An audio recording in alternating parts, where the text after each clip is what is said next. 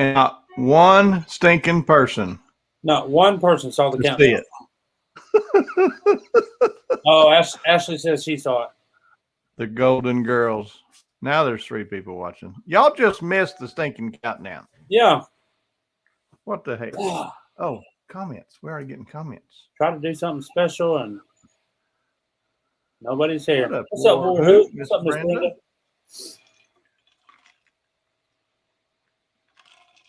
Yeah, we try to mix it up a little bit. I guess we were still too early. It wasn't 7:11-ish. Right. Oh, Warhoop said he saw it. It didn't show anybody online. Huh. What's up, Chicken Wing? Brenda saw it. Yeah. Chicken Wing. It didn't show anybody watching. Well. So am I still? No, you're just. I was just fixing to say you're just as clear as day right now. Huh. That was weird. I told you so. Interwebs. Interesting. Wow.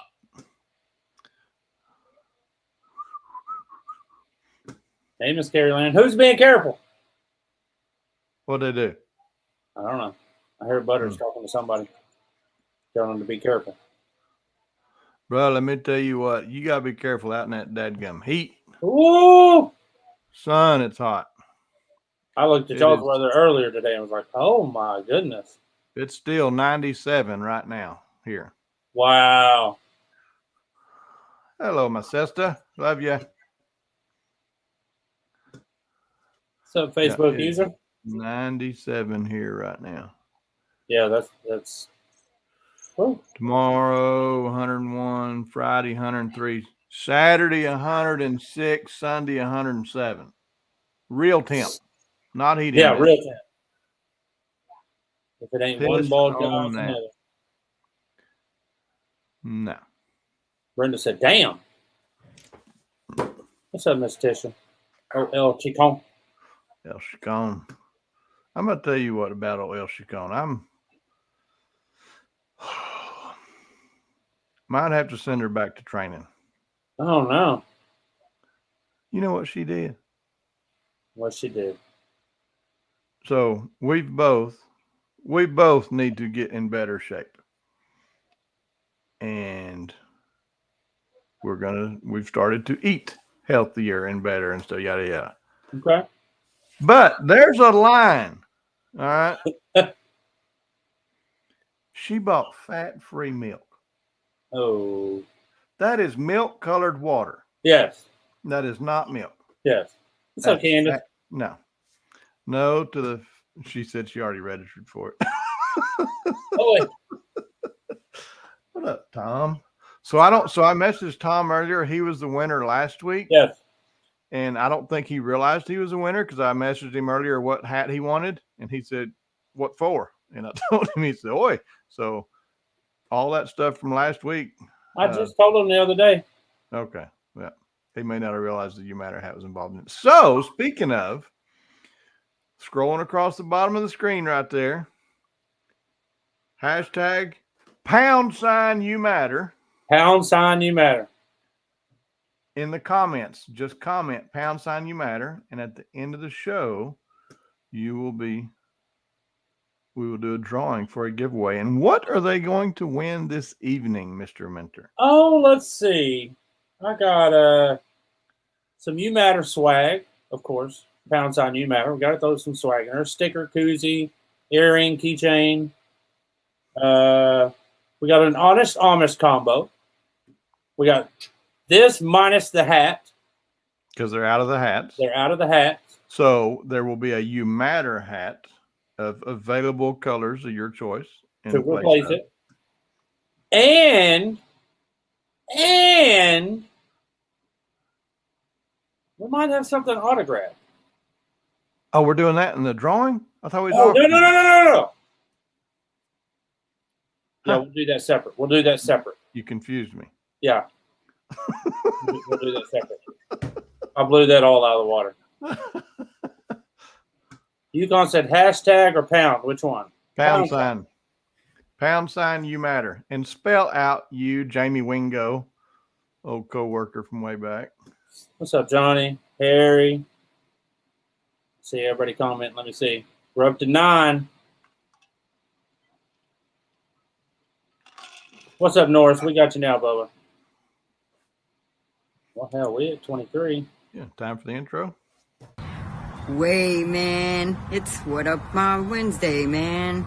Here's your host, man.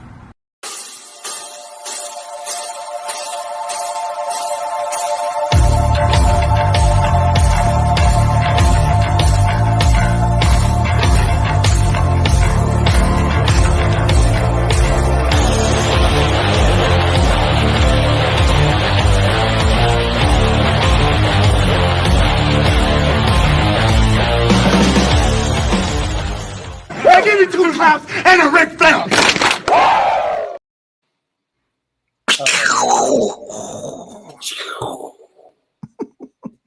What is up, everybody? Harry said, chicken bread, you in the wrong place. Chicken feet, you in the wrong place. Never mind. Who is that hottie? You got to be talking about me. It's me, Chicken Wing. It's just me. Oh, buddy, Robert Bowen. They're my brother from another mother. Just had a birthday a couple days ago. Happy birthday, Robert. Coconut. Let's see. What? Up to 12 entries. So what'd you do this weekend? Oh, let's see. What did I do this weekend? Or since last Wednesday? Since last Wednesday. And those that are watching for the first time, every Wednesday night we do this. Every Wednesday, right? It's 7. always him on here, and sometimes it's others. And I'm fill in for Mr. Boo. But every Mr. Wednesday. Poupon. Anyway, sorry, go ahead. Thursday, Friday work.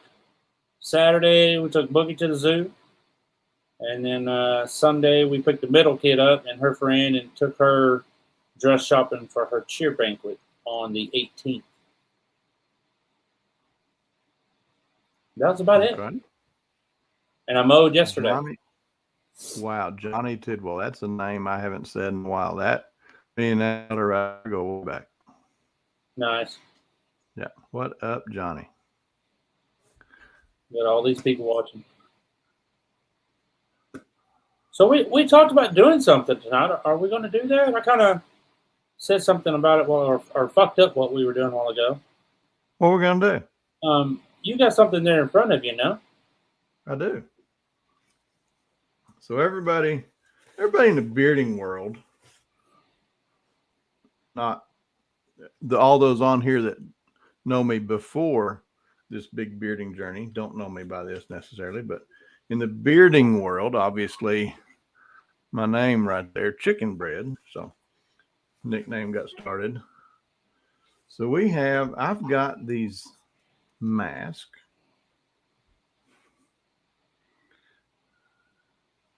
These wrestling masks.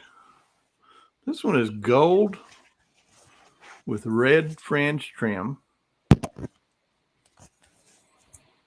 they're pretty freaking awesome. So later on, we're going to have a guest on. If you watched Talking Beards last night, you saw this gentleman. For those of you that don't know and are commenting this You Matter, # You Matter. Downtown You Matter at the bottom of the screen.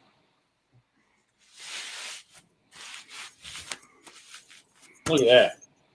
Look at that. So everything's backwards.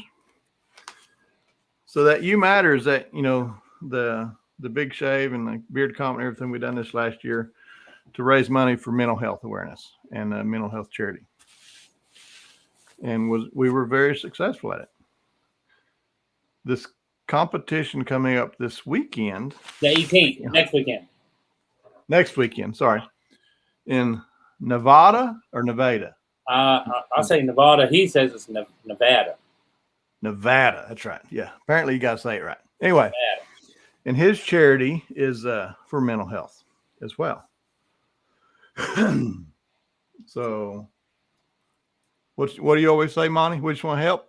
Yeah, we just want to help. Tonight, this chicken bread wrestling mask will be autographed by me. We're going to auction it off, and all the proceeds are going to go to his charity. And he doesn't know that yet. Chicken Bread said, "When are going to wrestle Chicken Bread?" That would be pretty funny. No, it wouldn't. I get out of breath putting my socks on.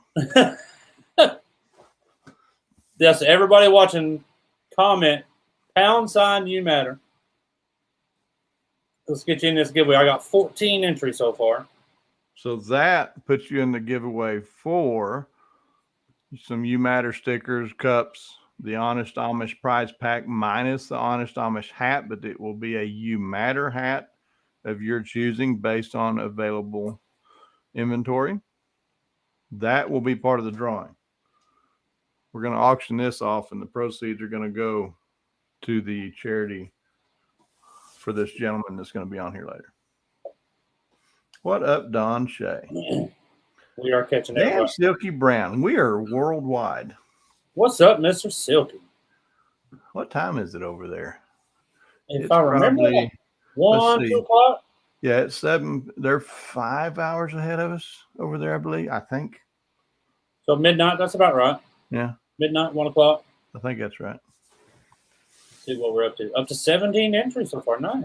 Sweet. So I say we do this auction all night. Starting bid. I'll start $50. He said it just turned 1 over there. How can it be? Oh, so they're 6 hours ahead. Yeah. I got $50. Damn it, Johnny. There's 100. Hey, it's the first one, and it's going to be autographed by. I mean, Yeah. that's got the celebrity factor attached to it right there. I'm telling you. Ethan said it's too late for them to be awake. That's another England guy. What's up, fellas? So we got folks from all over the States What's up, Justin? and the UK. Ooh. Butter says 120. Baby, stop.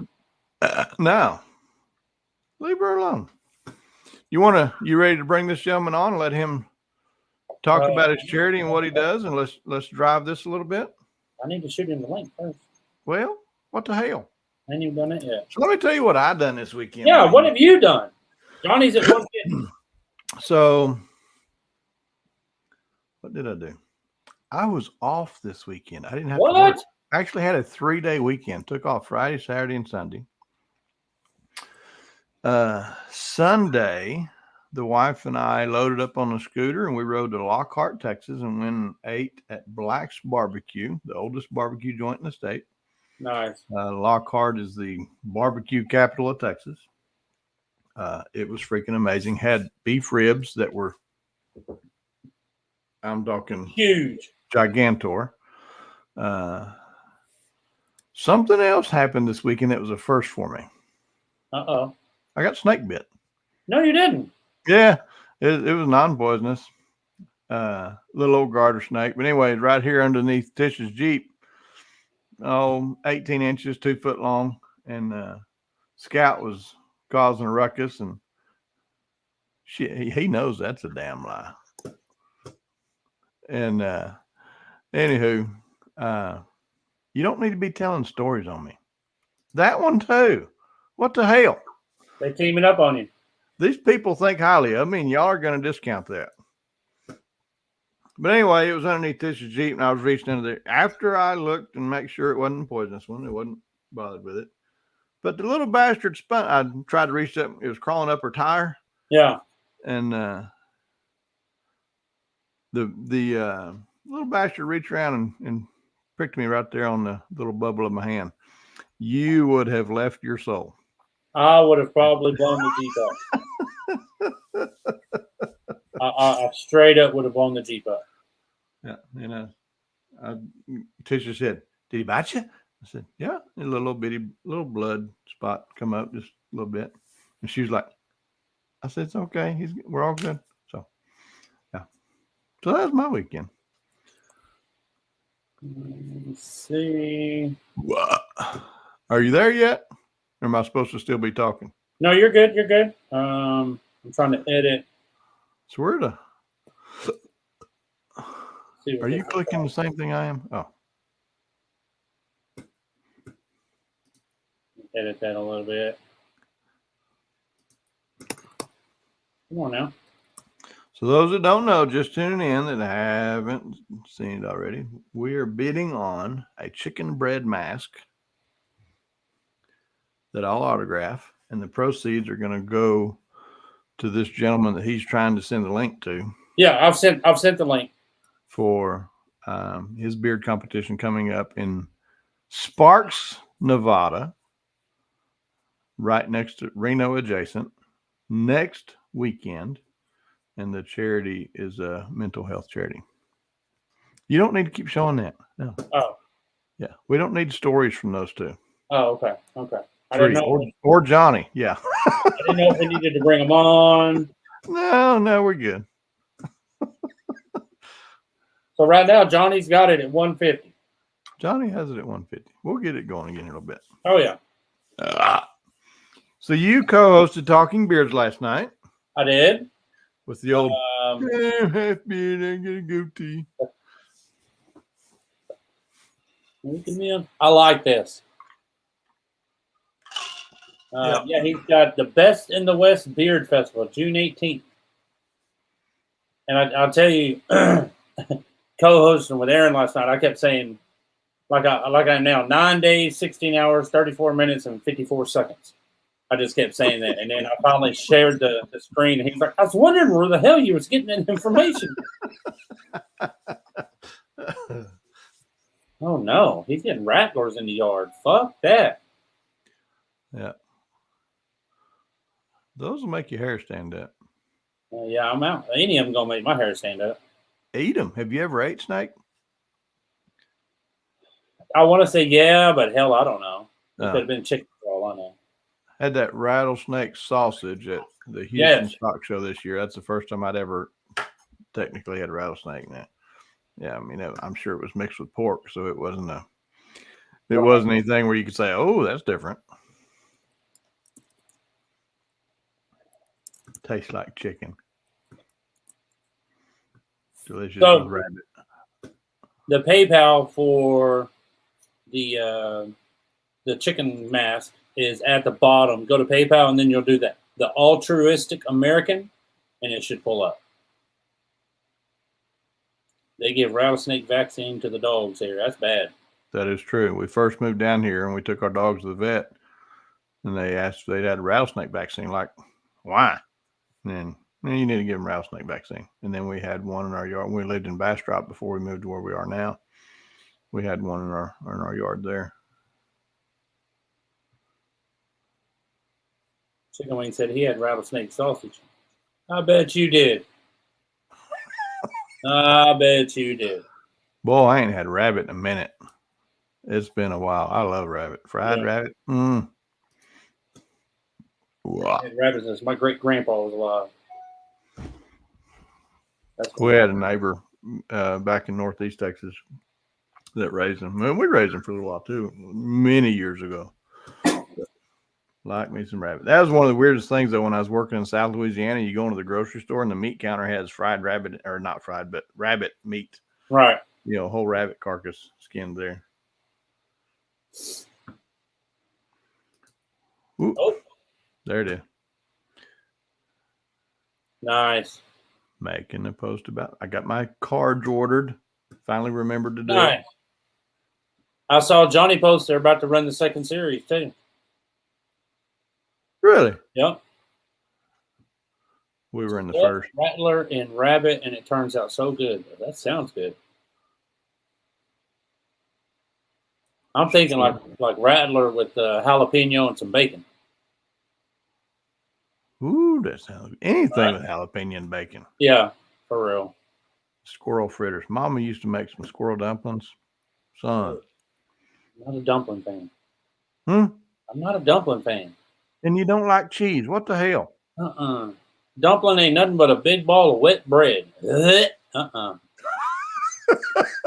disgusting. A little pepper and gravy. Oh, yeah. I'd be doing that for the dumplings. Your On sister said come pepper. see her. Yeah. Sister can cook. She needs to get her butt down here and teach me how to can. Harry said he drinks wine. I don't think that's what he meant. Oh, you don't think so? I think he just misspelled it. Did our guest not? What time did you tell him? He's already seen the link. Told him whenever he's ready. Okay, hold up. If you want to let everyone know, they can direct message Cindy Orton to order the crayons patch. So for everybody that knows or don't know, Patrick Crayons White, we lost last year. And those patch. Do you have a picture of that patch? I do. You do. And Andrew, how much were those again? If you can reply that. So direct message Cindy. Even broken, crayon still color. So he was a phenomenal artist. His drawings and just unbelievable. Get one of those patches. $10 a patch. There you go. Message Cindy Orton directly and order your crayons patches. Yeah, those are badass patches. Fried gator tail tastes good. I've never ate snake, rabbit, or squirrel. I like some fried gator too, and I've had all the others. So I've only had snake once, but I've had rabbit and squirrel many times. Ooh, take them squirrel dumplings, boil that whole squirrel off in there. I mean, the whole squirrel, not the guts. Cut his feet and guts out. Right. Hell off. But then you take and find that head. Take your back end of a butter knife and pull out that little old brain about that big. You're going to have people puking. Make you smarter in the woods. Jaren told you. Just in the woods, though. It's like you walk off into the woods and it clicks. Like, what? Yeah, exactly. Hey, okay. I can do this. Start eating acorns and stuff. Jumping up and down trees.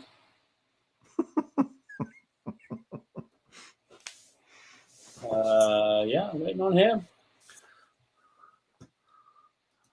That's what we grew up on.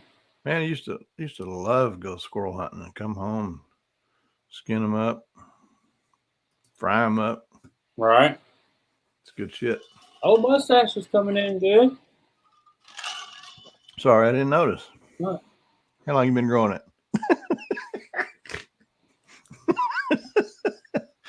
Let's see how long it is. Pull it and put it. Can you?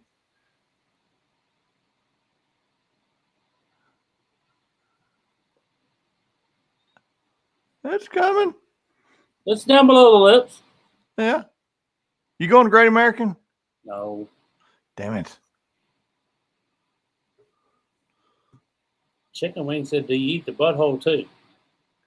What kind of Boy Scout camp did he go to? I don't know.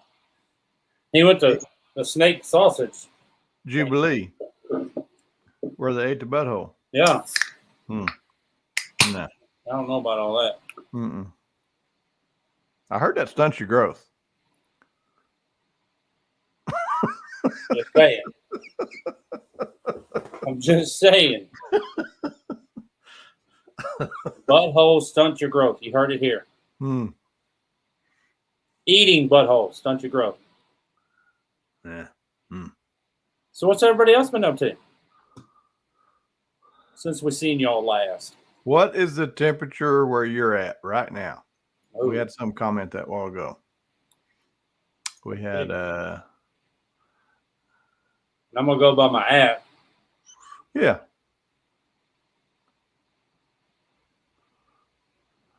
If it ever pulls up. Oh, we had some a while ago. They're way back there.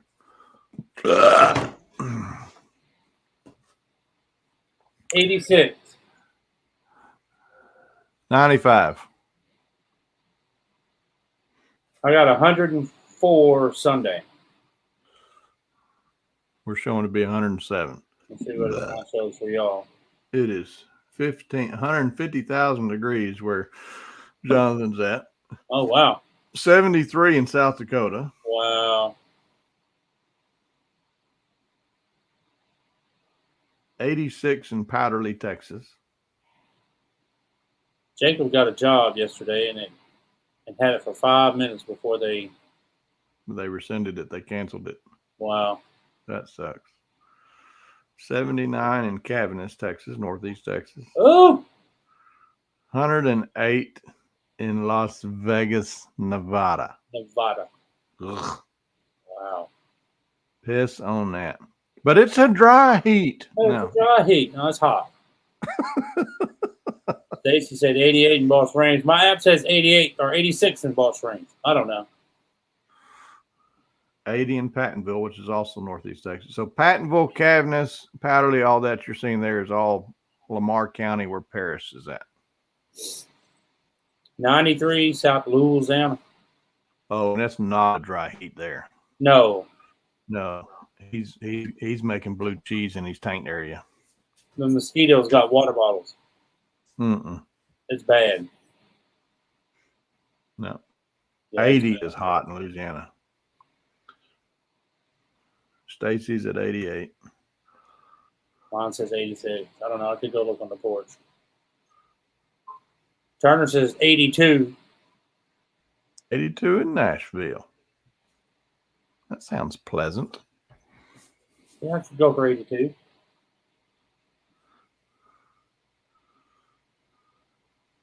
Chicken wing at 91. Dry heat just means you get crispy on the outside first. That's pretty good.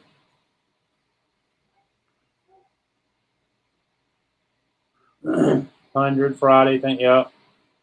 77 in Hartshorn. Hartshorn. Thorn. I always say Thorn. So if y'all work outside or going outside or going to do yard workout, hydrate before you go. Please. Before you go. Butter says says 86. 109 in Arizona. Hail to the no. No. No. I thought they had oceanfront property there. That's what old George said. I believed him.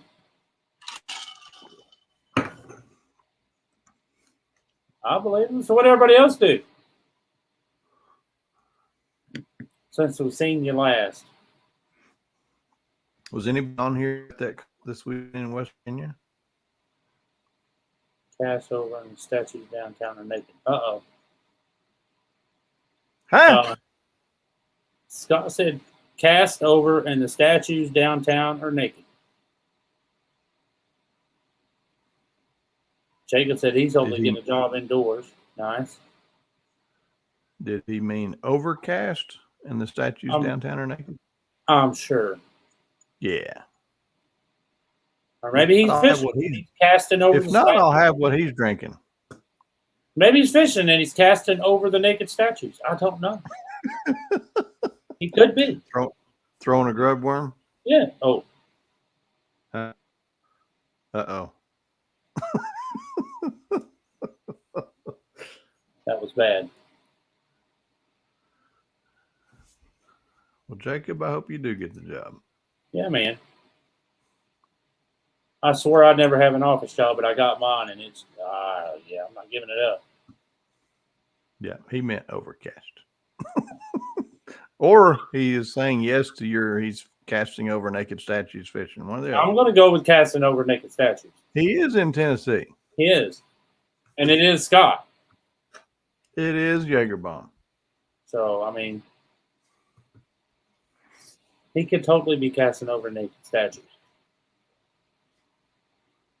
Like, if you told me that, I don't think I would be like, say, what?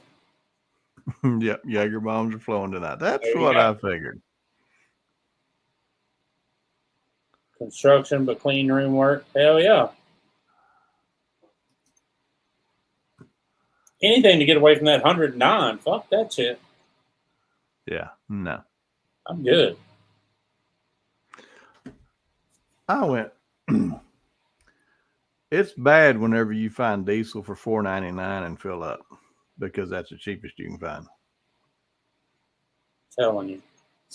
Speaking of, my gas, I said last week, went up 50 cents in a week.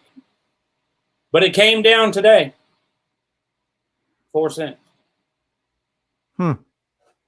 What is it up there? 4.65. Yeah, that's what it is here, I think. Yeah. In that area. Diesel is $4.99 at Bucky's and Bastrop. Yeah. And 5.20s, 5.30s here in LaGrange. That's crazy. We got somebody backstage. We got Chris backstage. You want to go ahead and bring him on? Chris, you're limited on time, yeah? Bring him. Hell, let's do this. What up, bro? What's up, buddy? What's up, man? How are you? What is happening? It's Wednesday, and I'm on What Up Mob Wednesday. It's so much better. This is his natural habitat. Yes. Yeah, I feel that.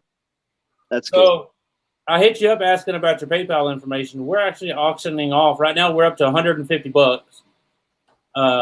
That mask there, and Shannon's going to autograph it. Dude, that is epic. We're gonna And all the proceeds all night. All the proceeds are going to go to your charity. Yes. That's much appreciated. We want you to tell everybody about it. Yep. We will. Tell us about your comp, what you're doing, why you're doing it. The floor is yours. So let me see. So all right.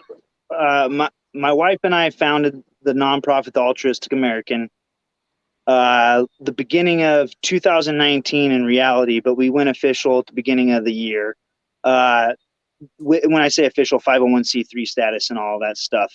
I started out as a bearded sinner of all things, and I got bet one day that I couldn't put on a beard comp in 6 weeks. Well, I won. I won the bet. I put on that beard comp, and it was. I think I mentioned it before to you, but we lost a lot of money, but damn, it was a good time, my friend. We had a good time. So, after I did that, I was hooked, and but the bearded sinners, the club life isn't for me. It's not what I was looking for. I thought that's what I wanted, but it wasn't for me. I wanted something more of a nonprofit, really. That type of. Thank you, Jeff.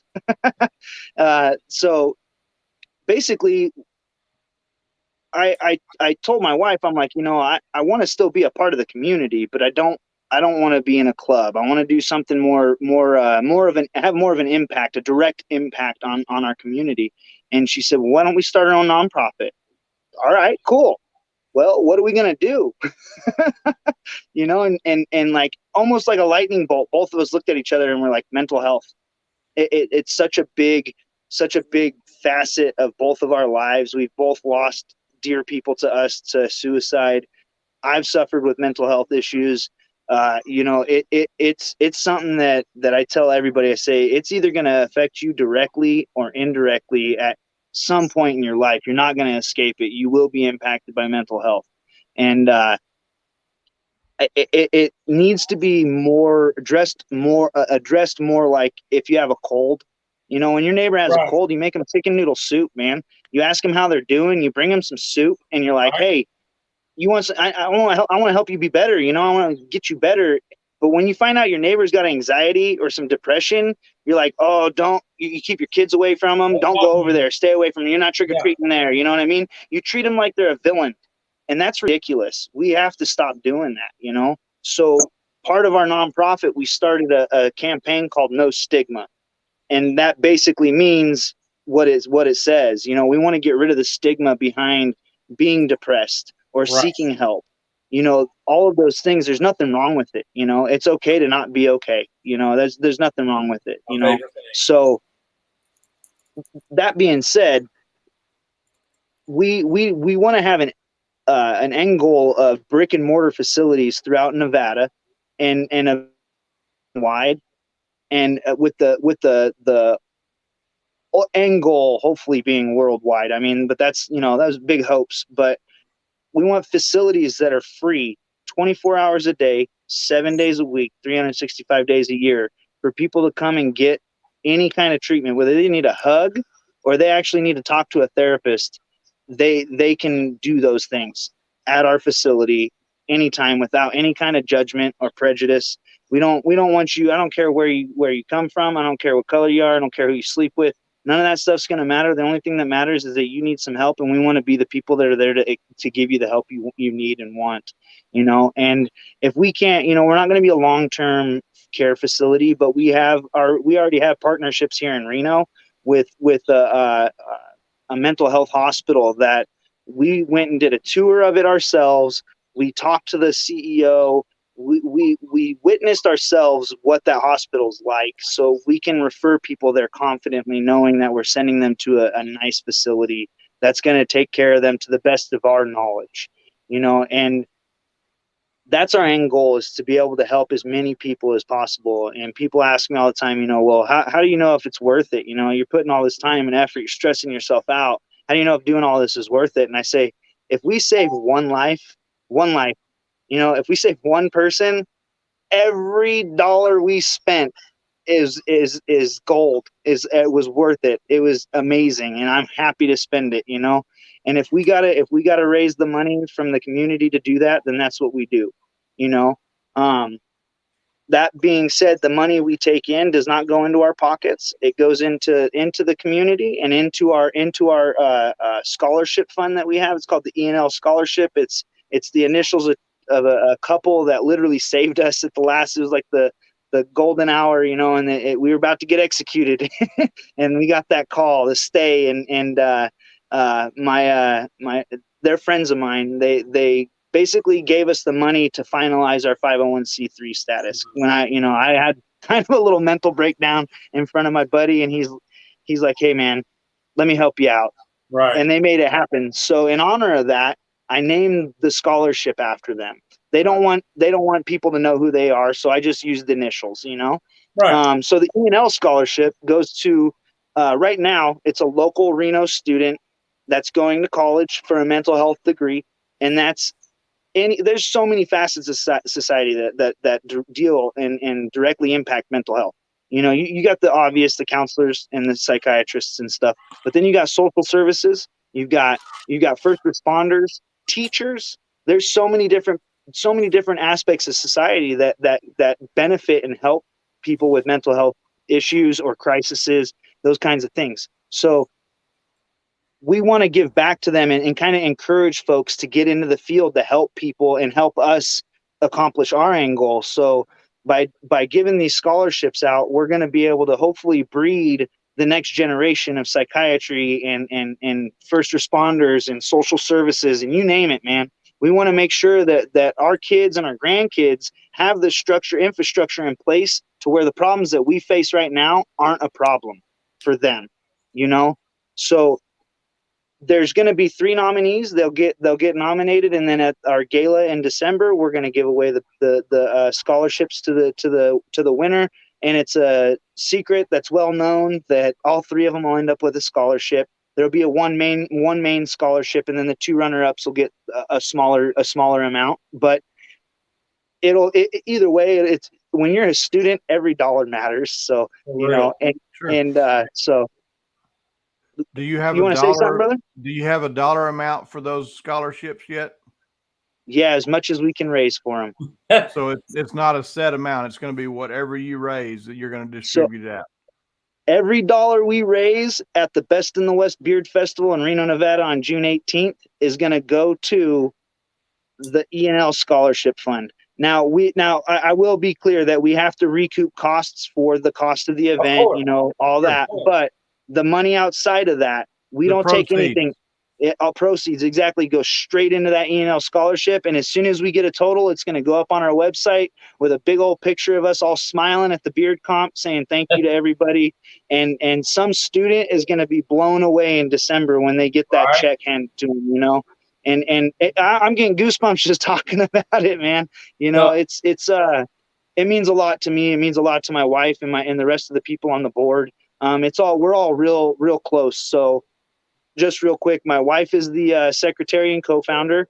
I'm the president and co-founder. My best friend, Richard, he's a vice president. He's also a co-founder. My mom is the treasurer and also a co-founder. Everybody that's on the board right now is a co-founder because they all helped found this. And that's why we're all on the board. It's kind of how it works the first go around. And And then we got Adam Knowles and Crystal Knowles, who are a couple, and they're also co-founders of the nonprofit. They're that's it. That's all there is. That's all that's running this show. And we try to do 4 events a year. We've got the Kinfolk Valentine's Dance in February by obviously by Valentine's Day. And that's just a dance for kids and adults, so long as you're allowed to have that kid legally, come on down and dance with them, brother. I thought that was hilarious last night when you said that. Yeah. So, it's crazy, man. You guys, it's so wild that I have to tell people that, but it's like, yeah, you can't just grab a kid to come to the dance. It's not like it's not a club. It's not a nightclub. It's not how it works. So Johnny, you can't outbid yourself. What's that now? We got the auction going and somebody's trying to outbid himself. No, that's all right. Let him do it. And with that being said, I do have breaking news for the auction. Along with the autographed chicken mask, Harry has thrown in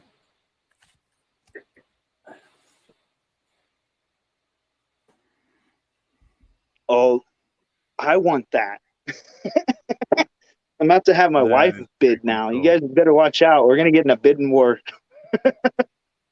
Harry threw in the flag. So Yukon's at 180. So Chris, do you have a date for this gala whenever you're going to award the scholarships?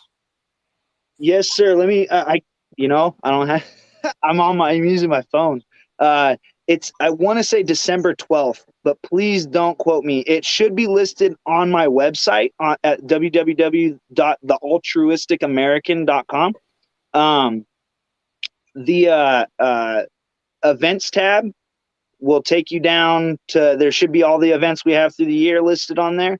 And the gala should be listed at the bottom because it's the last event we have in the year. Like, again, I said the Kinfolk Dance, obviously the beer competition I mentioned. We have a music festival that we're working on. We're probably not going to pull it off this year because it's bigger than it. We want it to be bigger than what we got going on right now. And then obviously the gala in December, which is our relax. It's not a big fundraiser. It's to honor the folks that helped us through the year. And then also put 3 students in the spotlight, give them the recognition they deserve for going to school for mental health fields, and make it something special, something they'll remember. I want to do a little presentation on them and bring them up on stage, and yay, everybody clap for them and thank you for being here, and here's a check for $10,000. I hope. That's I really want to drop a chunk of change on one of these kids' heads and just possibly change their life. Yeah. It might be the thing they need to do. They're like, they want to be a psychiatrist, but they don't have the money to go to school. So they're just going to settle for that bachelor's in social services. And we drop $10,000 on their head and they're like, I can afford that psychiatry degree now, So that's something that I think is going to be really emotional because I'll probably lose it. You know what I mean? When I hand that check to that kid, I'm probably going to lose it because it's a lot of work, and it'll be a lot of work coming to fruition. So, and this year will be the first scholarship that we give out. So, what we raise this year is going to set the bar for the years to come. And I'm a man of big settlements. I want double. I want to double that number every year. You know what I mean? So, I got high hopes, but they're for a good cause and a good reason. And I got a really amazing team backing me up. So that's amazing, and can obviously in listening to you talk, you can tell you're passionate in it. And you mentioned a while ago, somebody asked, how do you know you're making a difference? You don't, but you'll know if you don't make a difference. Yep. Absolutely. I like that. Yes, sir. You won't know how many people you've helped, but you'll know if you didn't help someone. Right. And I already know what that feels like too, Right. So, so I got a question for you guys. Tell me about You Matter, please. Shannon? So it all started, it was on this show actually, last summer? Last summer, yeah. just being goofballs and typical show, and Scott Sikora was on the show, and it was just popped off. What would it take for you to shave your mustache? Because they always make fun of me being the Whaler style with no stash. Whaler. And a number was thrown out. 20 grand was thrown out there, and this guy and Jake Johnson said, if 20, was it you said you'll do it for 20 and Jake said 25? Yeah. Scott said he'll do it for 20, and I've always thought, like, if it was going to be a number, it'd have to be a crazy fucking number. Well, when he said 20, I'm like, okay, that's pretty crazy. Like, I'm in. If he goes for 20, I'm in. Yeah. And then Jake Johnson said, you make it 25 and I'll do it. So Scott wasn't able to. Scott didn't think that it would come to fruition, but he was a huge supporter throughout it all. But Monty and Jake committed to, if we raise $25,000 by the first weekend in March, yep, that they would shave their mustaches off. So myself and Monty and Jake Johnson and Aaron Johnston and John Fontenot started off with, it's the Big Shave Facebook page. And we just took off with it. And we started with the You Matter swag. And, we came up with the logo. We've got, several of us have it inked on us. Oh, dude. And we got T-shirts made. And we just, we started selling some T-shirts and hats and this, that, and the other. And, we got to talking about end of October. Yeah. Hey, we need to do a comp. If we're going to truly make this goal, we need to do a comp. So we decided to do a comp the end of January 22nd of this past year. So we had 3 months to do this competition. All in all, our goal is 25 grand by March. So basically in an 8-month time period, we needed to raise $25,000. And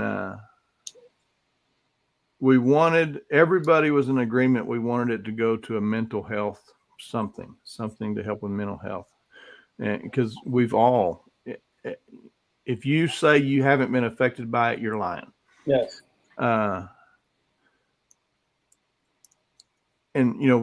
Jake and Monty, since those were the two that were gonna shave their stashes off, we let them start looking for a charity. Reached out to different ones, and we could not get return phone calls. Nope. We all started looking. We couldn't get return phone calls, and we wanted something. We wanted, the national societies and programs and stuff do great things, but they have huge budgets, budgets. Yep. Mm-hmm. And 25 grand's nothing to them. They weren't going to return our call. And, these bearded guys want to shave their stash. They want us to put our name, not right. Yep. There's a gentleman that I work with that lost his daughter, 16-year-old daughter, to suicide in January of 2020. And I reached out to him. I said, because they had, he obviously, since that occurrence, were thrown into the world of mental health and programs and such. And I reached out to him, and he got me in contact with a lady named Dr. Maisie Leftwich. It's the retired therapist that has recently moved to the area down here in LaGrange, Texas area. And got me in touch with her, went and met with them, went to one of their meetings, and it was a brand new, it's called the Health and Behavioral Wellness Council of the Greater Colorado Valley, which is Colorado River, not Colorado the state. Right. Colorado River Valley here in South Texas. Amazing people. Their number one goal was to hire a mental health officer for Colorado County, someone that is dedicated to those types of calls, because even though it's such a small county, they had over 300 calls in 1 year that were mental health related, and they didn't have a dedicated position to be able to handle those, trained to handle those situations. With the help of the 4 gentlemen that I just mentioned and the help of everybody watching this show tonight and commenting, and so many others. A huge shout out to Jonathan and Tanya Shields. We started, just like you mentioned, you named the scholarship after somebody. We have what we call the Shields Award, and they were the first recipients because their support has been unreal. Unreal. And then also on top of that, we had absolutely huge support from Honest Amish Beard Company.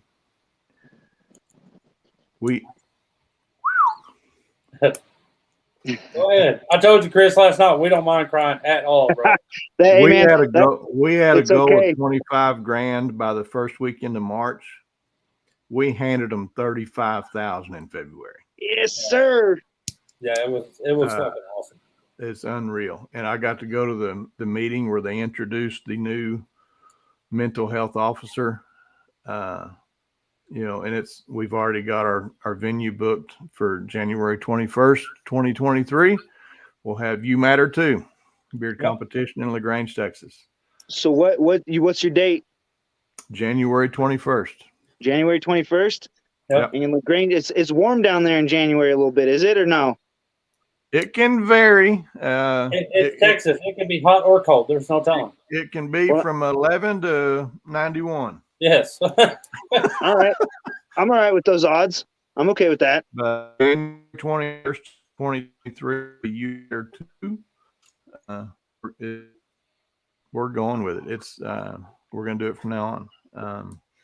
And with all of that, we have we wanted to talk to you about your comp. We want to send you some stuff, some hats, some shirts, some koozies, some cups. What do you need? You don't really have a rack, from watching the show last night, you really don't have a typical rack that you get a comp. So we do a silent auction, and we do a 50-50 raffle. We don't do like I mean, are you talking about like doing everybody buys a ticket, we spin it around, pull a ticket out, and they get an item? Yeah, we tried that one of the first year we did it, and it turned out like it took a lot of time, and it kind of took away from the other stuff. So the silent auction, we found out, was people really enjoyed it because they could go do it on their own time, and it didn't interfere with anything else, kept the beards in the spotlight or the music in the spotlight. But that being said, I'm all about doing baskets and stuff like that for folks, especially in the beard community. Like I was saying, we got a sponsorship from Brio, which is and I'm probably saying their name wrong, and I apologize if I am. But it's a beard trimming company. If you can tell, I don't trim my beard at all. I cut it a little bit recently to see if it'd grow again, and it started, so it saved itself because I was going to shave, man. I was going to offer it up for donation. Actually, I was going to say, you know what? If it doesn't start growing again, I'm going to put it up for auction at the beard comp and see how many people I can get to put money on my beard, and I'll shave it off and just grow it all out again from scratch, But she started growing again. She must have heard me, and she's like, no, we're going to go. I promise. You can see the new growth down here. It's like, oh, I'm trying. I promise. Yeah. So, but now we wanted to hear from you what the You Matter group, and it's not just me and Monty and Aaron and Jake and Boo. It's everybody that's on here watching. Oh, the Tree of Life on there. I absolutely love that. That's the logo for our charity. Yes. And then those names and businesses all purchase spots on that shirt. We're willing to send you however many t-shirts you want, hats, like, Monty has got a hat he can probably show you there. You tell us what would work for you, whether it be a bundle for a basket to auction, silent auction, or what. I plan on doing like the good old oh, we're gonna throw t-shirts in the crowd and do stuff like that, and I've got a bunch of event shirts as well, which I'm gonna want to get your guys' addresses so I can send you some altruistic American stuff too as well, if you don't mind. So but I'm gonna be doing the old, hey, here's an event shirt, and then I would love to plug you guys. I've got, in between every band, I have a presentation. So It's either gonna be a CEO of a mental health hospital, or it's going to be the thing I'm most excited about is we got this gentleman named John Poole. He's it's absolutely amazing. Hold on. This guy charges 20. I needed something to wet my whistle. Priorities, man. Priorities. He charges $25 a month for 4 classes, okay, for women to come learn how to kick ass. So he puts on a women's self-defense class. He charges the women $25 a month because the gym's like, you got to charge them something because it's got to something has to happen. He's like charge them $25 a month. That's fine. And he's like, okay. So what he does though is really amazing. So he's going to do a demonstration where he's going to let one of his students kick his ass on my stage. Oh, wow. Yeah. Yeah. So I'm excited about that. Wow. But in between every band, we have about 45 minutes to an hour for presentations. Obviously, we're not going to bore people the whole time with just talking to them. We got music that'll play, like, a DJ that'll play regular music and stuff as well. But for the most part, I got a CEO from the mental health hospital I was talking about. I've got the John Poole doing his demonstration. I've asked a couple other people to do some personal, just talk about some personal experiences and try to the whole idea I have is to get people more acclimated to talking about this in public and not having, it's okay. It's cool. Talk about it. It's okay. Nobody here. And if they do, they're in the wrong place. You shouldn't, or maybe come here. Maybe you need a hug, dude. Why are you so upset about it? With you, bro. Right. Exactly. Come over here, dude. You know what I mean? My shoulder's your shoulder. Let's go. Yeah. But, the point, I want to make sure that everything we do matters. Right. And so with the exactly. And that's why I really, your guys' the name really caught me. Yeah, I really like it. It's super cool. I love the fact that you use the "you matter." It's a generic. There's no face. It's just the words with the beard coming off of it. There's that stuff. It's crazy how much that kind of stuff can influence somebody in their decision making too. When they're looking at something, they see a logo like that, they realize you guys are genuine. You're real. You're not something that's a knockoff. We had a big problem with that when we first started. People literally at just this event, people were commenting on our posts about, is this real? Is this a joke? I'm like, no, it's not a joke. Like if you guys saw how many people actually show up to beard competitions, I think we'd be the one that's laughing at the end of the day because it's pretty wild. We have a guy so our first comp, we had about 20 dudes show up at your feet stick to the floor bar downtown Reno on 4th Street. If you know Reno, that's not a good street to be on. But it's one of my favorite bars, this Davidson's Distillery. I've been going there since I was old enough to drink. Yep. So they let us put on our first comp there, and about 20 dudes show up, and a guy shows up with this beard that's like 87 feet long that he's got like tied up in weird crazy knots, and I'm not kidding, like when the dude undid his beard, it like went down past his kneecap. Oh wow. It was crazy. That's goals. And he's a ghost too. Like I have no photos of this man, none. No photos of him. And he showed up again to the second beard comp, still no photos of this man. But he lives in Norway or the Netherlands, something like that. One of the European countries with an N. He came back for the second competition. Wow. Which and like that, right? Exactly. That's exactly how I reacted. I was like, wait a second. I was like, aren't you from Europe? And he's like, yeah, I'm from Europe. Like you are here. See, that's awesome. There's several. So I think we had either 13 or 14 people get tattoos for that competition, and they're all different. Each and every one of them is different. I'll tell you what, I'm coming to Texas in January, boys. We'll hold you to it. No, you don't have to. I'm on my way. I'll literally, when I get done with this, I'm going to talk to my wife about getting us some tickets. I got family in Texas. We're coming. Nice. I'm going to come out there in January. We're going to have a competition. No. So Monty, you got Chris's address? I do. Okay. So we're just going to send you a bundle of stuff, Chris, and whatever you do with it, it's yours, whether it be thrown to the crowd or silent auction, or it's yours to do with, whatever we can do to help. Well, I got sidetracked with the Brio. I'm glad you just made me circle back. The Brio, they sponsored with the beard trimmer. It's really nice. It's got its own case and like a separate head for doing different kinds of trimming. I don't trim, so I don't know. But at the end of the comp, we're gonna have all the contestants stand up on the stage, and I'm gonna walk by, kind of with my arm up, and let the crowd pick their favorite out of everybody, who their favorite, because the crowd always has a favorite.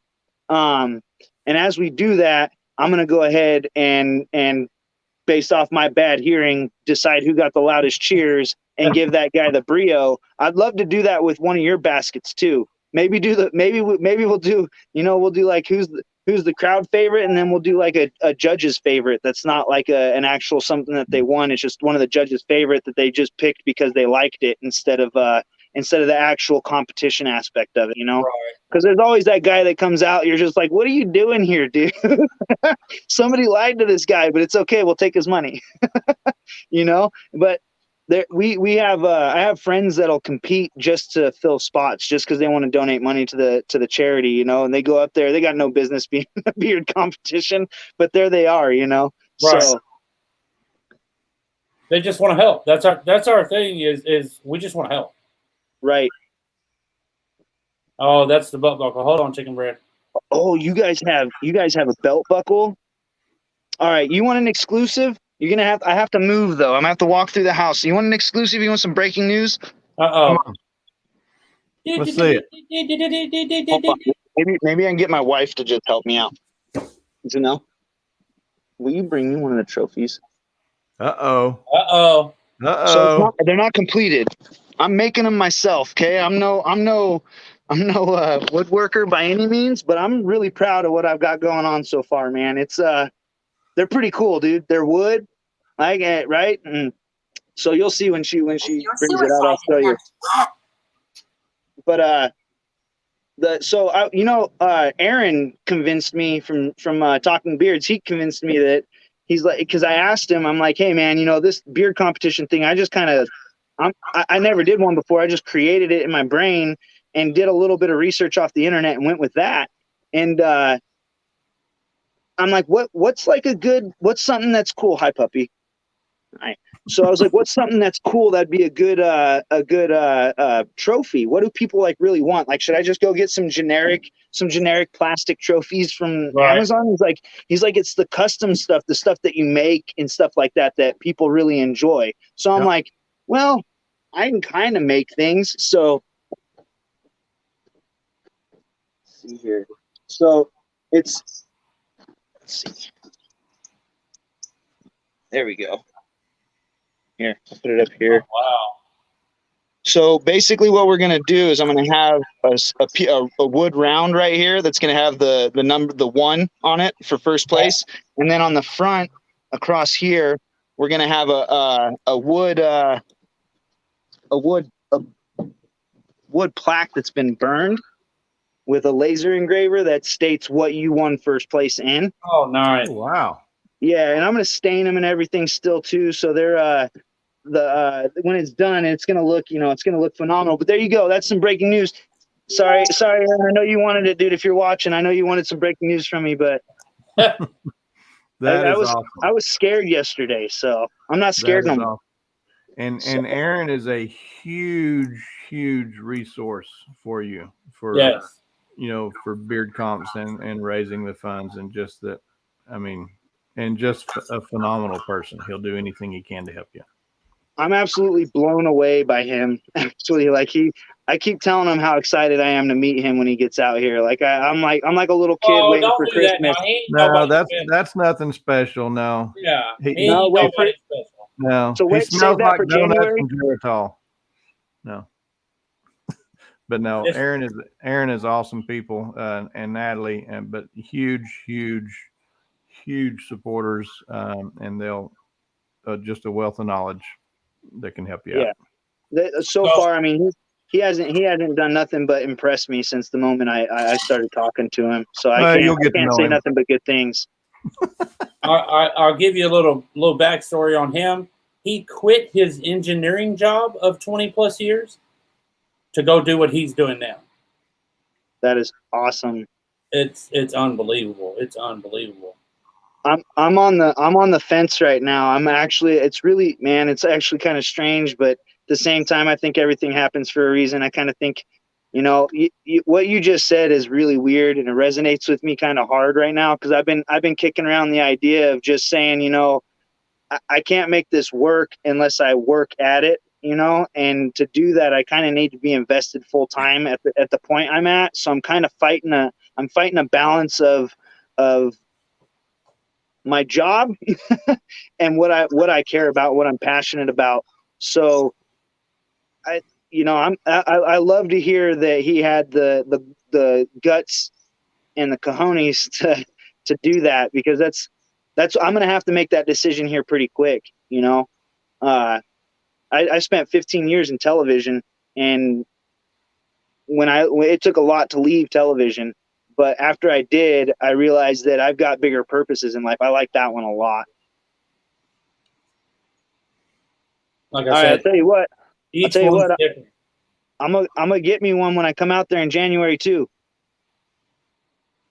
Come on. I have my arms are life and death. So I'll put that on the life arm, man.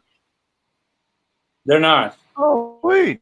So yeah, that'd be awesome. So this is my memorial arm. Like I showed you this last night. That's for my uncle who just passed. That's awesome. He was a sailor, and then this is for my old puppy, Maximus, that passed away. I say puppy, he was 18. He lived a nice, healthy life.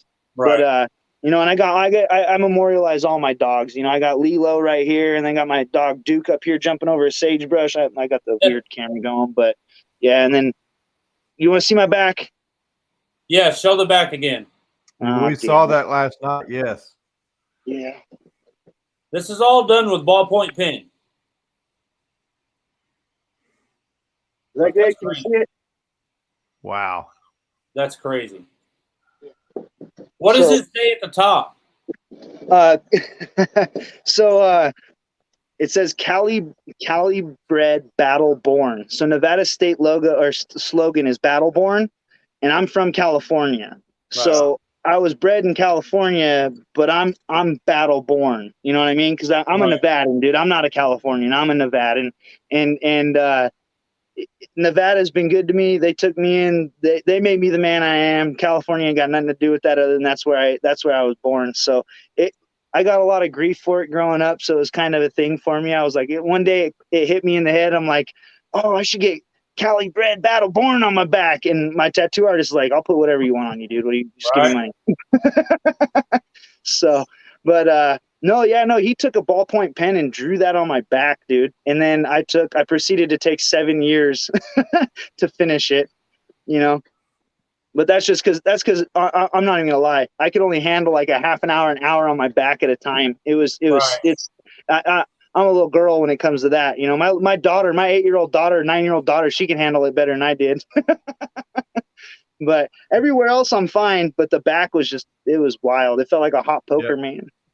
It sucks. But it's done now, so I don't have to do it again. Yeah. So you can actually if you show up to the beard competition, we're gonna have a $500 gift card at the silent auction from this tattoo artist that did all the work on me. I've only got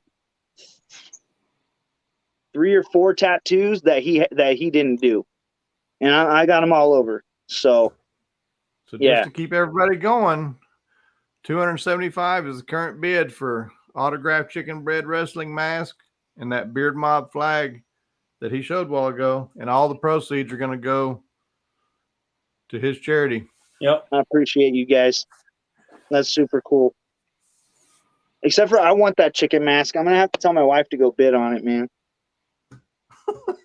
Brantley, you have one. He knows that. He's got one. But we would love to see you here in January. Yeah. I'm telling you right now, we're going to be in Texas in January. We'll start pushing it again September-ish. September, October, yeah. Yeah, somewhere in Cool. there we'll start getting things rolling again. And it's last year was awesome. Had huge support. It's not club affiliated. It was just a group of folks, and then They want to help. it wasn't just the 5 of us. It was contestants showing up. What do you want me to do? What do you want me to do? Yeah. They'd go ask Aaron. He'd say, "Go ask Chicken Bread," and they'd come ask me and say, "I don't know. Hold on." It was unbelievable, the support, and I cannot wait for You Matter too. I think it's going to blow it out of the water. I'm gonna help you. I'm gonna do everything I can to help you out with it too. I'm all about it, man. That's again, anything with mental health, man. I can't get enough of it. The more I can do to help, and the more I can do to get get rid of the stigma and get resources out to folks. I'm a happy guy. People ask, well, isn't it sad doing mental health stuff? No, it's actually really happy. Are there sad moments? Sure, absolutely, but it's much more happiness than it is anything else. It is. And seeing everybody that wants to help and can help come together to help is pretty amazing. You can't beat it. Chris, I'll give you a little backstory on the two of us. I'll let Chicken Bread share his. We're huge. Like, I can't describe how huge supporters we are of mental health. I myself have lost 3 family members, two schoolmates. Chicken Bread has lost family members, so we know. Like, we know. We've been there. We're there now. We're dealing with it daily. We love helping, bro. Like, we just want to help. That's what we say all the time, is we just want to help. Like, whatever we can do, we just want to help. So go to on Facebook, find the Big Shave Facebook page and follow that and post away. Post so just like and we'll share stuff on here all the time. Just like today, a post that was made on there. So many messages telling those who are struggling to reach out. Fair enough. But part of what depression does is mutes your ability to reach.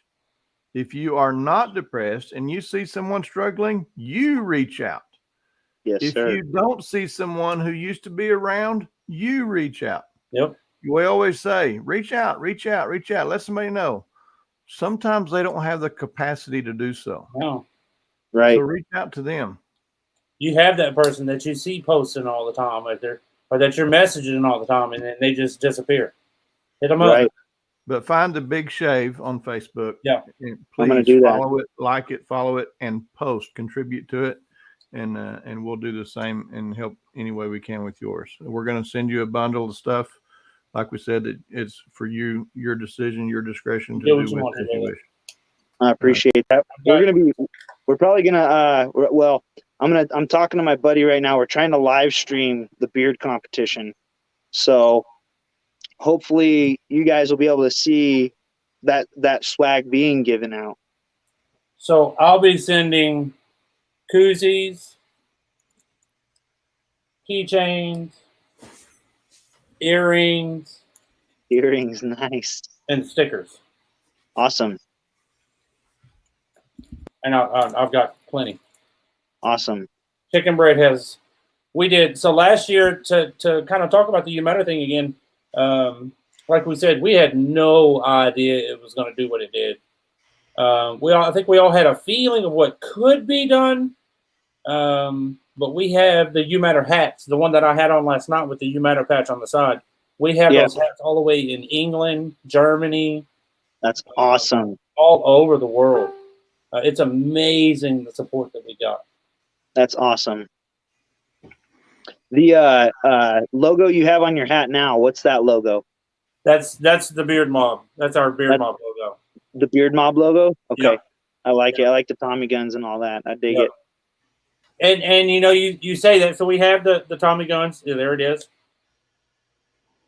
Hey, nice. We've actually made another one without the guns, just for those people.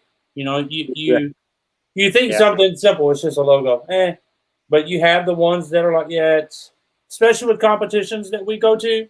I'll give you a little background on Mobb real quick. Um, we do the middle finger. It's not a fuck you. It's not an up yours. I can see you across the competition on the stage, or I'm on stage and look out into the crowd, and I can do this, and I know I'm going to get that right Oh back. yeah, yes sir. It's just what we do. And Right. myself and Boo, he's usually on with us. I was kind of hoping he would jump on, but myself and him, we went to a competition one time, and we were just a group. Beard Mob was just a group, just a Facebook group. That's all it was. He came up from Louisiana. We had a competition and some of the villains were there, and we saw how they were all dressed alike, how they conducted themselves. And Boo came by my house the next day, and he parked out here in the ditch beside my house, and we sat for about 2 hours talking. And he's like, "I want more. Like, I don't want just a group. I want more." And here we are, 5 years later. We just had Mobb Fest 5. I think last year we gave at Mobb Fest, and Mobb Fest is kind of our annual, kind of like Monsters Ball. It's our annual big competition. I think last year was $12,000 to the food bank and 2 tons of food. Nice. I believe it was 2 pallets of food that they dropped off. So now I'm just asking questions so I can stay up to speed. Are you? It's a club. So we did. We started the club. Okay. We have 9 presidents throughout the United States, broke down into regions, and then we have captains, lieutenants. We have all that. Right. But we just want to help. Whatever we can. I get it. Help. That's awesome. Nowhere did we think we would do what we've done. Not what we're about to do, like what we've done. No, we wanted to help. We had no idea we were going to do what we've done. Right. It's crazy. We have Beard Mob in England. We have Beard Mob Germany, Beard Mob Australia, all over the place. That's awesome. I mean, everybody's part of Beard Mob. You know what I mean? It's pretty cool. That's cool, dude. I just starting from just an idea, just we want to help. We want to do more, and then here we are. Aaron and Scott gracefully let us use their StreamYard to do our show on Wednesdays. We've raised quite a bit of money on this show, doing auctions. Speaking of auctions, at the You Matter, Chicken Red, you want to talk about the little girl that done the painting? Yep. So we talked about this earlier a little bit, about, you mentioned it, is it sad working with mental health, charities and stuff? And no, there's sad times, you bet. There's sad stories. Absolutely. There's awesome ones too. There's, the blessings that we got, people reaching out to us, people, hey, this, and the lady at my cleaners where I take my clothes to get starched and stuff, I went in there one day, I took a flyer to hang in the business window, and she said, "Can I tell you my story?" There's one of the flyers right there that we hung up. And she started telling me her story and crying, and we wound up hugging right there in the dry cleaners, just me and her, and we're just standing there, and every time I saw her at the grocery store the other day, walked right up to her, big hug. Nice. And it's just, it's been a ride. I mean, it's unbelievable. But where was I going with this? The little girl. Yeah, the little girl. So at one of the meetings, I started going to the monthly meetings for the charity that we picked out, the Health and Behavioral Wellness Council of Greater Colorado Valley.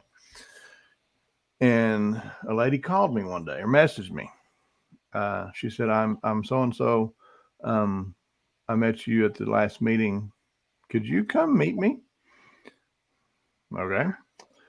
She had started a charity called the Red Door Fund. She lost her brother to suicide. And go ahead and show that picture, Monty. This is her daughter. Okay. And that, do you have a picture of the Red Door painting picture? No, I don't think so. So anyway, her daughter, that little girl right there, Emma Lynn, 4 years old. So just Google the Red Door Fund, Money. Okay. It should be something come up. Anyway, so Cheryl was this lady's name, and I met her in town, and she said we started this Red Door Fund, and how it got started was her daughter, that little girl you just saw,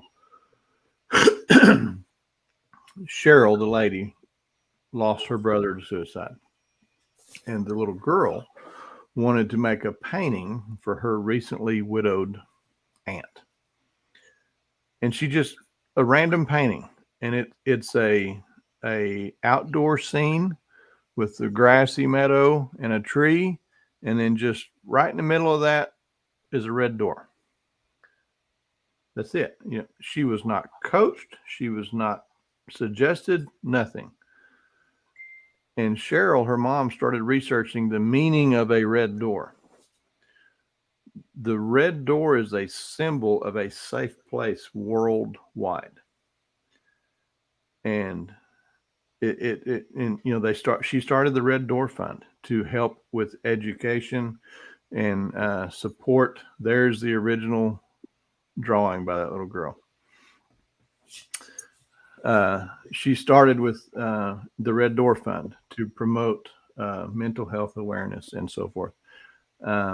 And it's just taken off. The month of February here, they call it Red Door Month, you know, in schools and businesses and churches and banks and homes, and everybody decorates their door red in support of, you know, and this is a safe place. And it's been a wonderful thing. Anyway, she just called me, you know, and said, you know, we want to help. We want to, you know, how can we? And she was telling me the story, and I, you know, met with her that day, and great meeting, and super person. And I left, and I called her. I got to think. I said, hey, I got an idea. Hold on, sorry about that. Oh, you're good. Get him. So I called her back. I said, hey, I want to commission a painting from your daughter. And she said, okay. I said, I'll go buy the canvas and the paints and everything. I said, I want your daughter. I would like for your daughter to paint a painting, and we'll auction it off at the U Matter Comp. So she did. And so that picture that Monty just showed was her practice painting. She was just so excited to do it. And she did the painting. And do I have a video of that? Can you find the video of the auction, Monty? Oh, it'll be on the comp during the comp time frame. But anyway, so we had her do the painting for the auction. She did a 18 by 20 or 24, I believe, and then a smaller one as well to go along with it. And we auctioned those off. And Jonathan and Tanya Shields, which we mentioned earlier that we made the Shields Award after them, their support, they purchased that painting for $3,700. That's amazing. Honest Amish matched all funds from that day. So that was a $7,500 painting. Yeah. That is awesome. It was, I don't remember what the fuck I was doing, but we were at a break, and I think I had went out. I don't know. I was going to say I went out to smoke, but I wasn't smoking then. I went out for something, and I came back in, and the price at the auction, I just stood there, bro, and was like, what? Yeah. How much? Yeah. I about died. I was like, oh, my God. That's amazing. It was amazing. And then, like he said, Aaron from Honest Amish come up on stage and announce it that Honest Amish was going to match us dollar for dollar, and we were floored, floored. That's awesome. That's I mean, you know what's really weird is people look at us with our big ass beards and they're like, oh, dude, that guy's an asshole. Yep. That guy's a jerk. I'm not going to talk to him. I'm one of the nicest people you're going to meet in your day. I can promise you that. Right. You know, I wear my emotions on my sleeve, and I tell people all the time, like, I hope you're ready for a hug, because I give hugs. That's awesome. So I'll tell you this: when you meet one of the Mobb members, we don't shake hands. Hug time. We're huggers. We're Yes, huggers. sir. So is Nice. that okay? You just got the picture there. Yeah, Johnny sent me the picture. I was looking for the video, so keep talking amongst yourselves. I'll find it. Yeah. Is that? Does he have the original there in his hand as well? No, so he has the big one that she did. Okay. Yeah, so the one on the bottom was the one she painted for the auction. Correct. And then she did a small rendering of the original, which those assholes gave to me after they won the auction. That's awesome, man. She's a talented little girl too. Look at that. That big painting is absolutely gorgeous. Right? Yeah. That's awesome. Thank you, Brantley. We've been trying to say that since this whole thing started. So I'll say this. He's not going to say it. I'll say we started with the mustache shaving thing, you know, and then the You Matter stuff Chicken Bread took off with. He did 99.9% of the legwork, him and Tisha. It's just amazing what they did. And to see the people that showed and to hear the people that showed and was like, I'll be back next year. What's up, Mr. Dwayne Primo? What up, Dwayne? We had people from California, from Ohio, all over the world. We had them there. It was amazing. We had them from the East Coast, the West Coast, the northern states, and all over everywhere. All over the country, they were there. We had a video in the very beginning that Jake put together of everybody because we started the post, you know, with just pointing with their hat, yes, with their hat with the on, hat down and pointing. You know, you matter, and he made up. It was cool, and to see the people that have got, you know, not even people that came to the comp that are getting the You Matter tattoo and stuff. It's just, it has been an unbelievable journey. You guys are about to have somebody come from Nevada. Nevada? I had to talk about that last night a little bit. Yeah. Yeah. No, I'm excited to come out there and see what that's all about, man. That stuff, you know, I think the more that we can get people like us that are perceived as the big tough, you know, oh, he's got like I said a second ago, you're a jerk because you got a beard, I'm not talking to you. The more we can make people realize that it's okay to talk about this kind of stuff, they're going to be like, well, if those dudes are talking about it, why can't we? What are we doing? What are we afraid of? You know, why aren't we talking about this stuff? So I'm excited, and I'm gonna have to come up with a. So what month did you say that the red door month was? It February? Red Door is February. So this is Cheryl made this post. That's her daughter decorating a fence, and her comment on the post. So it's been a whole week since the You Matter Beard and Mustache competition presented by Honest Amish. 1 week since all of you made us feel like family. One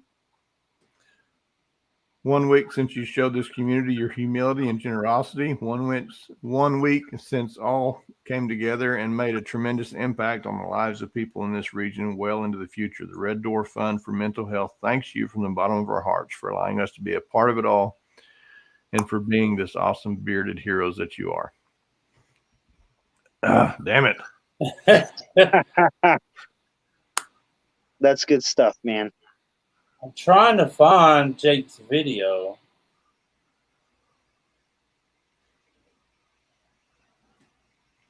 I'm not having any luck. Here it is. Send it to me. Let me back it up. Can you send it to me? Oh, that's the auction.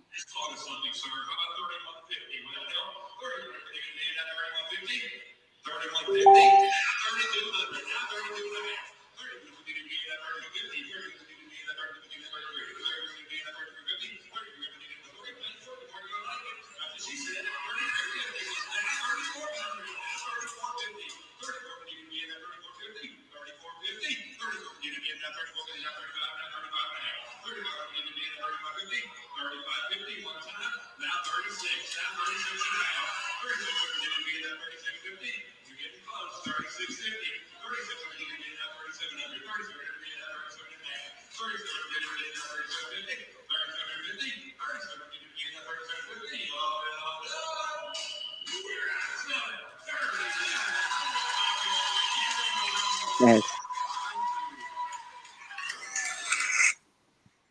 That's awesome. That was a moment that I will never ever forget. I was watching the two that were bidding. Look over to Cheryl and her little girl. I'd look back, and it was awesome. If I'd have thought about it, I'd have went and got the little girl and said, "Come here," and I'd have walked her up in front of the two that were bidding and just let her go back. Oh, that would have been smart, man. You'd have been hustling that way. That's smart, dude. The auction, I didn't realize you guys aren't messing around. I guess I should have known better with Texas and all. You guys actually had an auctioneer up there. Oh yeah. Oh yeah. That's a good buddy of mine. That's what he does. He's a licensed auctioneer, and it was awesome. That's pretty amazing. Yeah, I don't know that I know any auctioneers out here, man. We have like livestock auctions and stuff, but nothing to that caliber, nothing like Texas has got, I'm sure, What's up, Johnny? We got Johnny Rodriguez. So those that are joining, we're currently at 275. This gentleman right here is hosting a beard comp in Reno, Nevada, next weekend for a mental health charity that he founded. And we are auctioning off. Monty's got a Beard Mobb flag. Yep. And a chicken bread wrestling mask that I will autograph. And right now we're at 275, and all the proceeds are going to go to his mental health charity. You guys are amazing. I wish I could find this video so bad. So Tanya, Tisha just mentioned right there. So Lee, the auctioneer, yes, a really good friend of his here locally, took her own life the day before. I think the day of the comp, actually. He was telling me about it on stage as he was getting up there to do the auction. But he's a huge supporter as well of the community in general. He does a lot of livestock auctions. He does real estate auctions. He does everything, but he does a whole lot of charity auctions. He's just a huge community figure. Super person. Man, you're getting it. Now I get to meet all these people. I come out there in January, right? Yep. Absolutely. All right. That's what I like to hear. Yeah. Dadgummity beat me again. What's the biggest city to fly into out there? Austin. Okay. Austin's the best. You can fly into Austin. You're just a little over an hour away from Austin or Houston. We're right smack in the middle of Austin and Houston, but it's easier to fly into Austin. Okay. Cool. Easy enough. So when's it does like for my comp, we got the Reno rodeo going on. Some people might know what I'm talking about. It's the wildest, richest rodeo in the West. But it's going on the same weekend as our beard comp. Actually, I'm taking my cousin's flying in from New York to come out to the beard competition. He's all excited. He's a lot younger than I am, but he's been growing his beard out for a long time, waiting for it. But I told him, I was like, yeah, the Reno rodeo's in town. And he's like, what? And I'm like, all right, well, you don't know what I'm talking about. I got to take you. So we got tickets to go watch the Extreme Bowls, which is, I think, I'm not sure. I think PBR puts it on, but it's wild. These dudes are insane. I don't know what kind of crazy you got to be to get on a 2,000-pound pissed off animal. Right. But these dudes do it, and it is absolutely amazing. So we're going to be doing that a couple nights before the comp, and so it's people are like, oh, you got to fight with the crowd from the rodeo. I'm like, no, people come out to the beard comp and then they'll go to the rodeo, or vice versa. They'll go to the rodeo for a while and then come to the beard comp. So it's not a big deal. We had the last one we did during Street Vibrations, which is a motorcycle rally that Reno hosts. So if you guys are bikers, or you know anybody that's a biker, look into Street Vibrations in Reno. It's freaking cool, dude. it's Sturgis, but with casinos. Oh, and I mean, I know you're all right because you're married, sir, but I don't know if you guys know about Nevada. We have a little something down the road. Yeah, hey, see, I perked somebody's interest, there it is. But no, so people coming out here for the event, there's a lot of stuff that a lot of people think Reno's dirty. We had a really bad reputation when I was a kid. A lot of people were like, oh, you live in Reno, and they like look at you funny, and I'm like, yeah, I live in Reno, what's wrong with Reno? I don't understand. And it was it's sinful. You guys have hookers and gambling, and it's bad. You can't be good. And Sounds like a good time to me.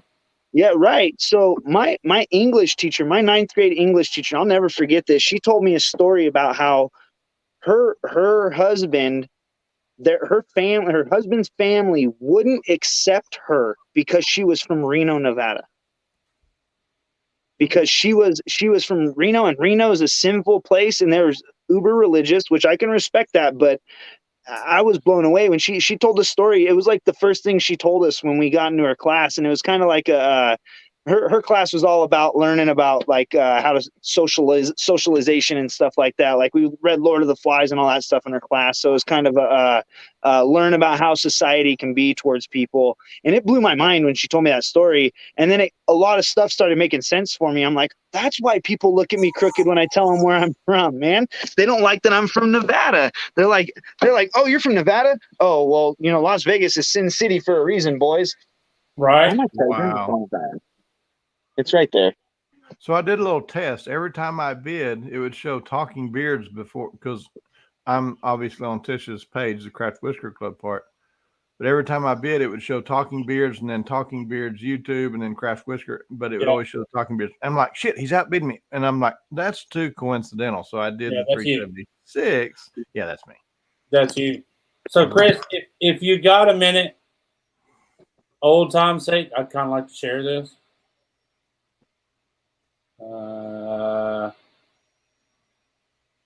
This was played at the You Matter Comp as the competition started.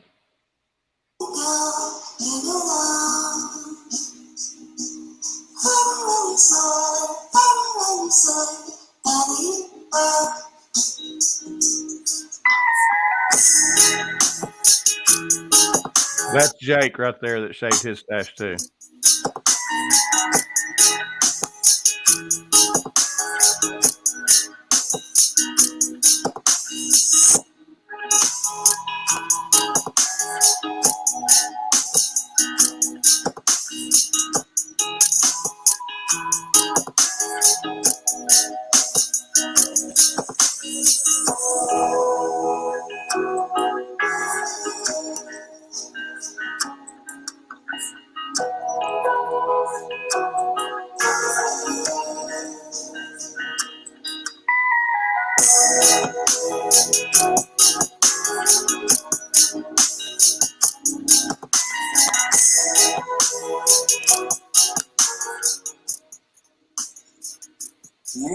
Matter.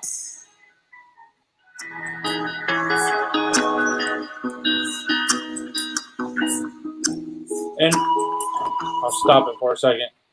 I'll tell you that a lot of these people are bearded family, and some aren't. I mean, they're family, but they don't have anything to do with beards. They just want to help. Yeah. Let me see if I can get up to.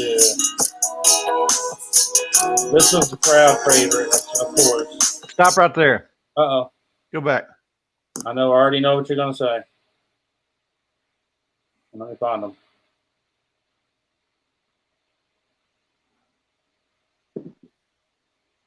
Right there.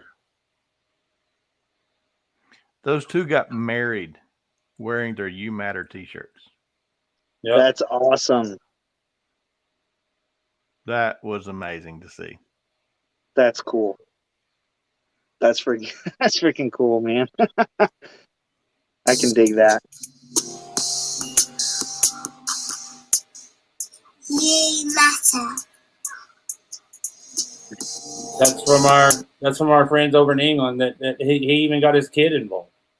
That's awesome, It man. was, we had made a post about posting pictures with your hat, your beanie, or whatever, and pointing, and it was overwhelming, the pictures that we got. That's a 6.5 minute video, and we could have just played it for the rest of the video. It was amazing to see the support that we got. That's awesome, man. Because, like we said, everybody's affected by this shit. Like, it's not a fucking joke. And you said it last night, and I was going to say something, but with their show being on our time frame, it's kind of hard to talk about everything. It's not a joke. It's not a laughing matter. I'm loving that we're getting more people involved in helping, and that we're actually seeing TV commercials about mental health. Yep.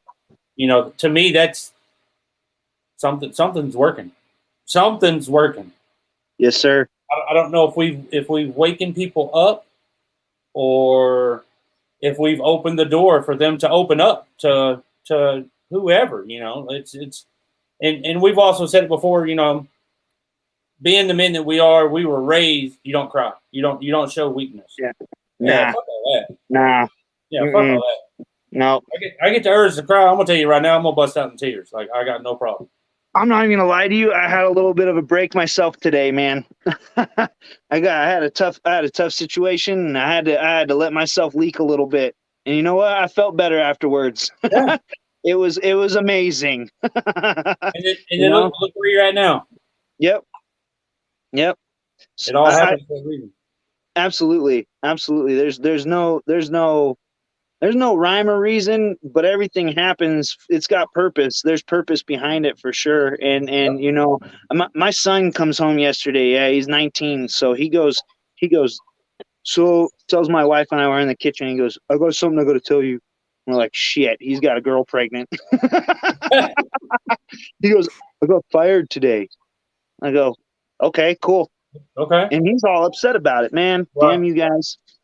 So he's upset about it. And I'm like, what are you upset about? I said, obviously that's not where you're supposed to be right now. You need to be doing something else. And I've been, I'm not gonna lie, I've been a dad, and I've been harping him hard about going to school and getting it, furthering his education. He's a smart kid. When he applies himself, he's a smart kid, and everybody everybody says that about their kid. But I honestly, when the kid applies himself, he's smart, and I really want him to go to school, because I think he can do a lot better for himself than being a laborer. Like, I had to work, 15 years to get to where I was, or where I am. I don't want that for him. I want him to have a little bit of an easier go at it, And so I kind of used it to my advantage, and I was trying to explain to him, I'm like, well, I gave up on talking to you about school because I wanted life to show you that you needed to be there. And I think life's showing you that you need to be there. And I said, your mom and I, we're willing to help you. You can get the assistance and work a part-time job. And I'll tell you right now, you're probably going to make friends while you're in college that are going to last your entire life, because they have the same kind of life goals that you got, And it was, I honestly think it might've been the first time he actually absorbed the conversation about going to school. So, I think that when I say it has a purpose, I don't know if there's a higher power. I know there's something that saved my life from a car crash I got in when I was an idiot, and I was drinking and driving when I was 19 years old, his age, and my son's age, and crashed my vehicle, almost killed two of my best friends. I got myself in a really bad spot, and it changed my life dramatically. It turned me into a completely different person. I was a disrespectful punk. I had no place in our society. And that crash, I think somebody blew on my truck to make me crash, to teach me that lesson.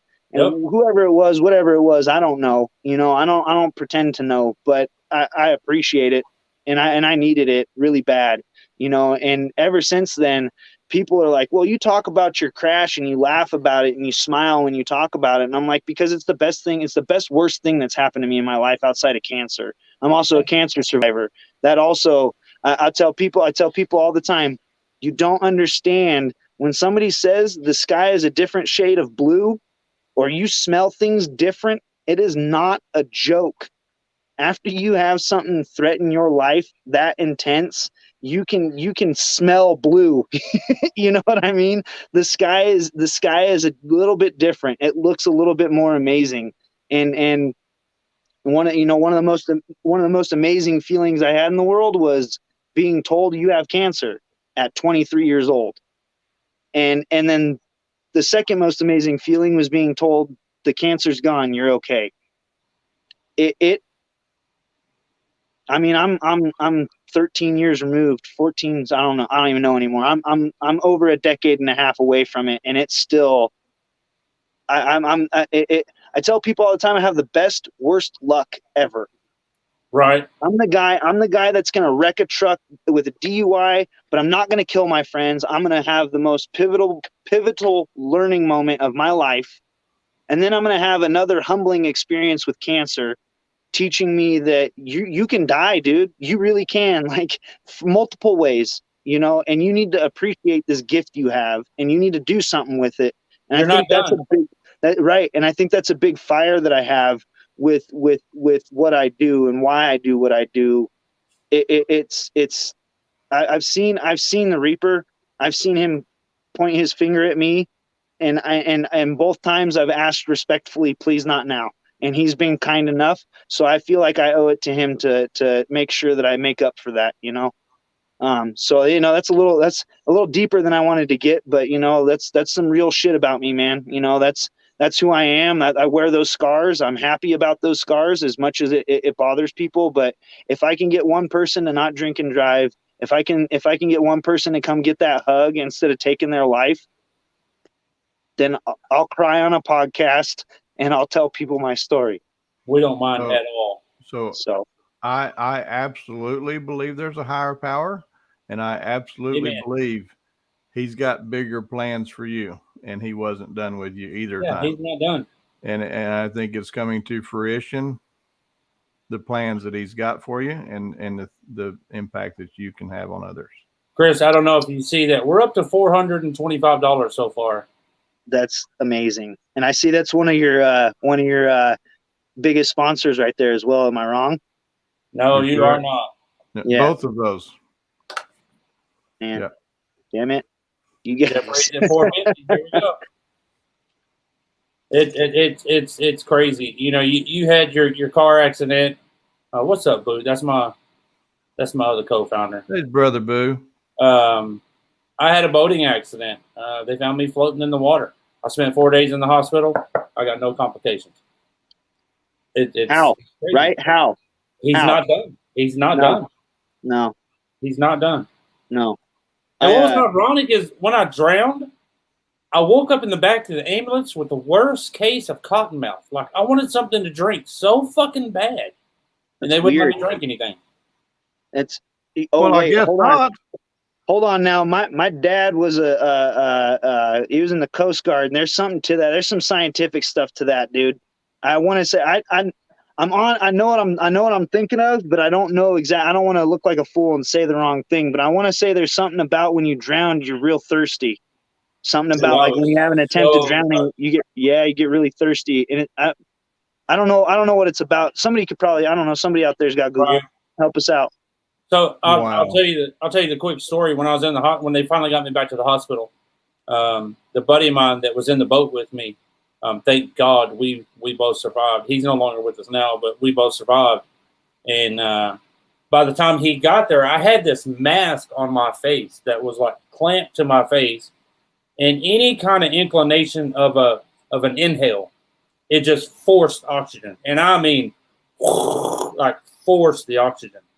And I was telling my buddy, I was like, dude, I'm so thirsty, like, and they won't give me anything to drink. So he goes out and he gets a cup of ice water and a straw. And you had to know the guy. He walks in and he's like, what do you want to do? So I just lift the mask up a little bit and I tell him, just stick the straw right here. Well, apparently I had inhaled at some point while the straw was in there. And when I did, the water it just covered my face. I was like, yeah, that backfired. Like, that didn't work at all. That didn't work at all. Oh, that's fucking funny. Yeah, you're supposed to be here tonight. I'm telling you, you're supposed to be here tonight. I appreciate that. Straight up, you supposed to be here. That's Everybody's giving the middle fingers. That's what we do. Middle so. finger. Do you remember how much do you remember? Everything. Really? Everything. I can go to the lake and show you where I took my last breath. I have no doubt. I can show you where I took my last breath. That's wild, dude. We're That's up to wild. 500.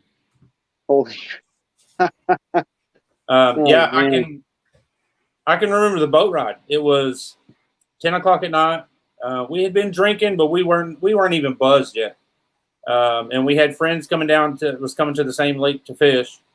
And so I told my buddy, I was like, hey, let's go. We're up to 550, by the way. Let's go back to the boat ramp and grab a bite to eat before they get here. And there was nobody on the lake. We were the only boat and trailer or truck and trailer in the parking lot. And we're hauling ass. We're probably doing 60, 63 miles an hour maybe. And I remember looking over at the grass at the bank and going, man, we're hauling ass. Like, son of a bitch. All of a sudden, the boat made a right-hand turn. And when I say right-hand turn, the three of us couldn't have made that turn. Like, there's no way. Right. And when we did, it tossed both of us out of the boat. I remember cartwheeling through the water, my hands hitting the water, going, and me in my head going, oh, fuck. I hit the water, no life jackets, no kill switch. I'm asthmatic. So hit the water. It's October. I've got pants, shoes, socks, hoodies, T-shirts. I got all sorts of clothes on. And trying to tread water, I couldn't. I didn't think to take my hoodie off. I tread water as long as I could. And I remember telling my buddy, like, that's it. Like, I can't wiggle a toe right now. I'm that exhausted. And I took a deep breath and looked up at the sky. And the last thing I thought of was seeing my kid again. And I woke up in the back of an ambulance. So the kicker, while we were in the water, my buddy's screaming. I was screaming when I could. 3 kids sitting on their grandfather's dock was catfishing and heard somebody holler and saw the light, the red and the green on the boat doing circles. Oh, man. They come over in a flat bottom boat and found my buddy about waist deep standing in the mud. And he hollers, no, it's not me. It's my other buddy. And all they saw was the pointy part of my hoodie sticking up out of the water. Now, saying that you're supposed to be here tonight, let me go on record saying that those 3 kids were CPR instructors. Get out of here, dude. So if you tell me there's not a higher power, I'm going to call bullshit. Right. And I've met the guys after it happened. And the kid that pulled me in the boat was so small, like so fucking small. And I remember asking him, like, bro, how did you get me in the fucking boat? He goes, I don't know. Like, I have no idea. He got you in that boat, though. The first time I met him was in the same boat. My buddy wasn't there. It was another guy that was with me. But it was in the same fucking boat. And we were texting back and forth, hey, we're here. I was like, cool, I'm fixing to pull up at the boat ramp. And I just pulled up to a dock. Like, no idea. I just pulled up to a dock, and they come walking out, and they're like, how'd you know? Like, what do you mean? How'd I know what? It's like, this is the dock we had you on. I was like, I didn't know. Like, I had no fucking clue. Like, this is the dock we did CPR on and brought you back. And then the ambulance showed up. I was like, yeah, I had no fucking clue. Like, no idea. That's wild. And to this day, if I go down to that lake, I text them, hey, you guys down there? What's up? Let's meet up. Yeah, so you tell me there's no higher power, I can promise you there's one. Right. Promise you. Right. Like my buddy in the back seat was 6 inches from where my truck hit a light pole. 6 inches. I measured because I wanted to know. I needed to know how close I got and how absolutely lucky I was to not have killed somebody, you know. So and it's amazing. You know, so I was doing 95 miles an hour in a Dodge 2500 diesel. And I wait a minute. Will a Dodge do 95? Wait a minute. Yeah, Governor. Okay. It was maxed as much as it could go. They said I was doing 105, but I told them no, I wasn't, because the truck won't go faster than 95 miles an hour. Trust me, I know. Right. I've tried. So, and it was February, and we get snow and ice up here, and they said, I don't know, I don't remember. All I remember is I was really pissed off, and my friends wouldn't shut up. They wouldn't leave me alone. And I was already in a bad place mentally and everything. So I was careless and reckless, did not care about anything. And I went ripping down a road, and I remember the ass end sliding out. And as soon as the truck started pitching sideways, I let go of the steering wheel. And that's the last thing I remember. I remember letting go of the steering wheel and saying, well, like you said, fuck. Oh, fuck, dude. I let go and I said, well, shit, I'm done. This is it. Here we go. And then I woke up and I'm in my truck and I'm like, oh, I must have passed out drunk in my truck. So I tried to start my truck and it wouldn't start, and I got mad. I'm like, why won't my truck start? What the hell? And I'm trying to start it, and I see something fall by my eye, and I look down and I'm covered in blood. I'm like, oh shit. And that's when that was the first moment that I realized I really fucked up. Right. And as that's happening, I remember seeing red and blue lights, the cops or ambulance or fire truck, whoever, pulling up.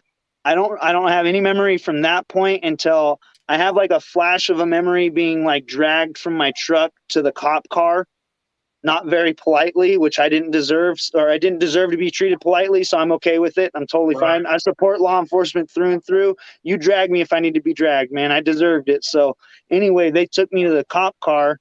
I don't have any memories until I'm on the freeway. And I argued with the police officers to just take me to jail because I knew what I did. I had enough of a recollection to know that I'd really messed up. What happened? What happened?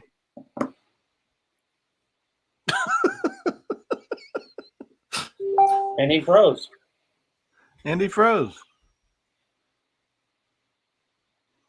I'm thinking dead battery. Did he pull a boo on us? He pulled a boo. My battery's dead.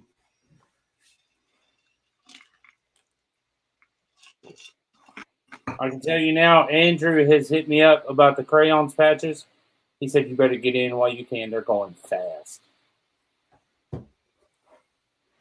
Matter of fact, have like 15 left is what he said.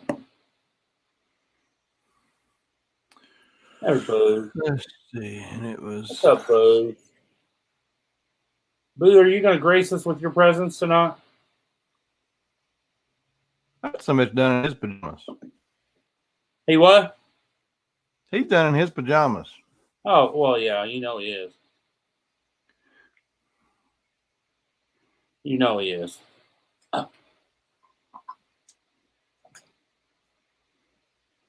Where you go? I'm reserving my crayons patches.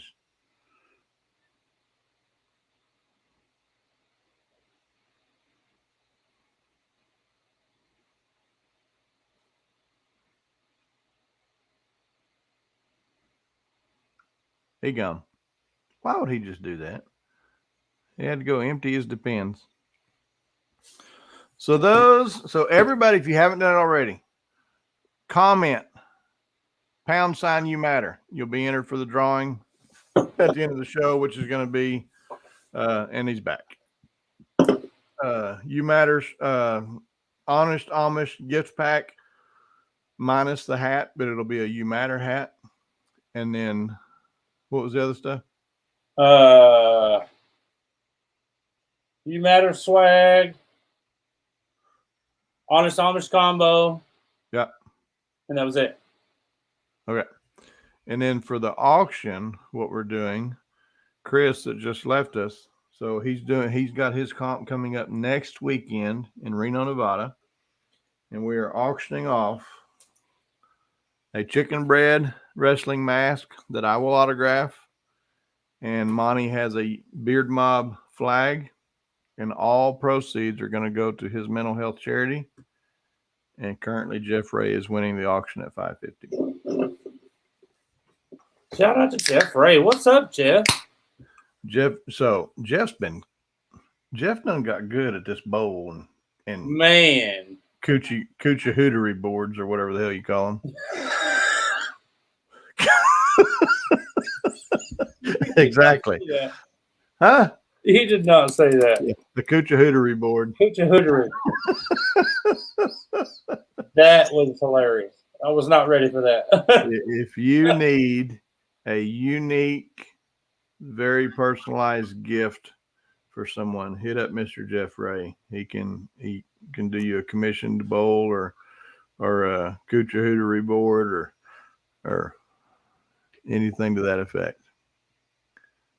And very, very reasonable on his pricing. That is, I think it's Cholo cactus that he took and put in there and then poured that resin around and then turned it. That thing is bad ass. Yeah. His work is just wow. That's all I say. Wow. Ashley says she's going to need you to spell the Coochahootery. COCHAHOOTERY.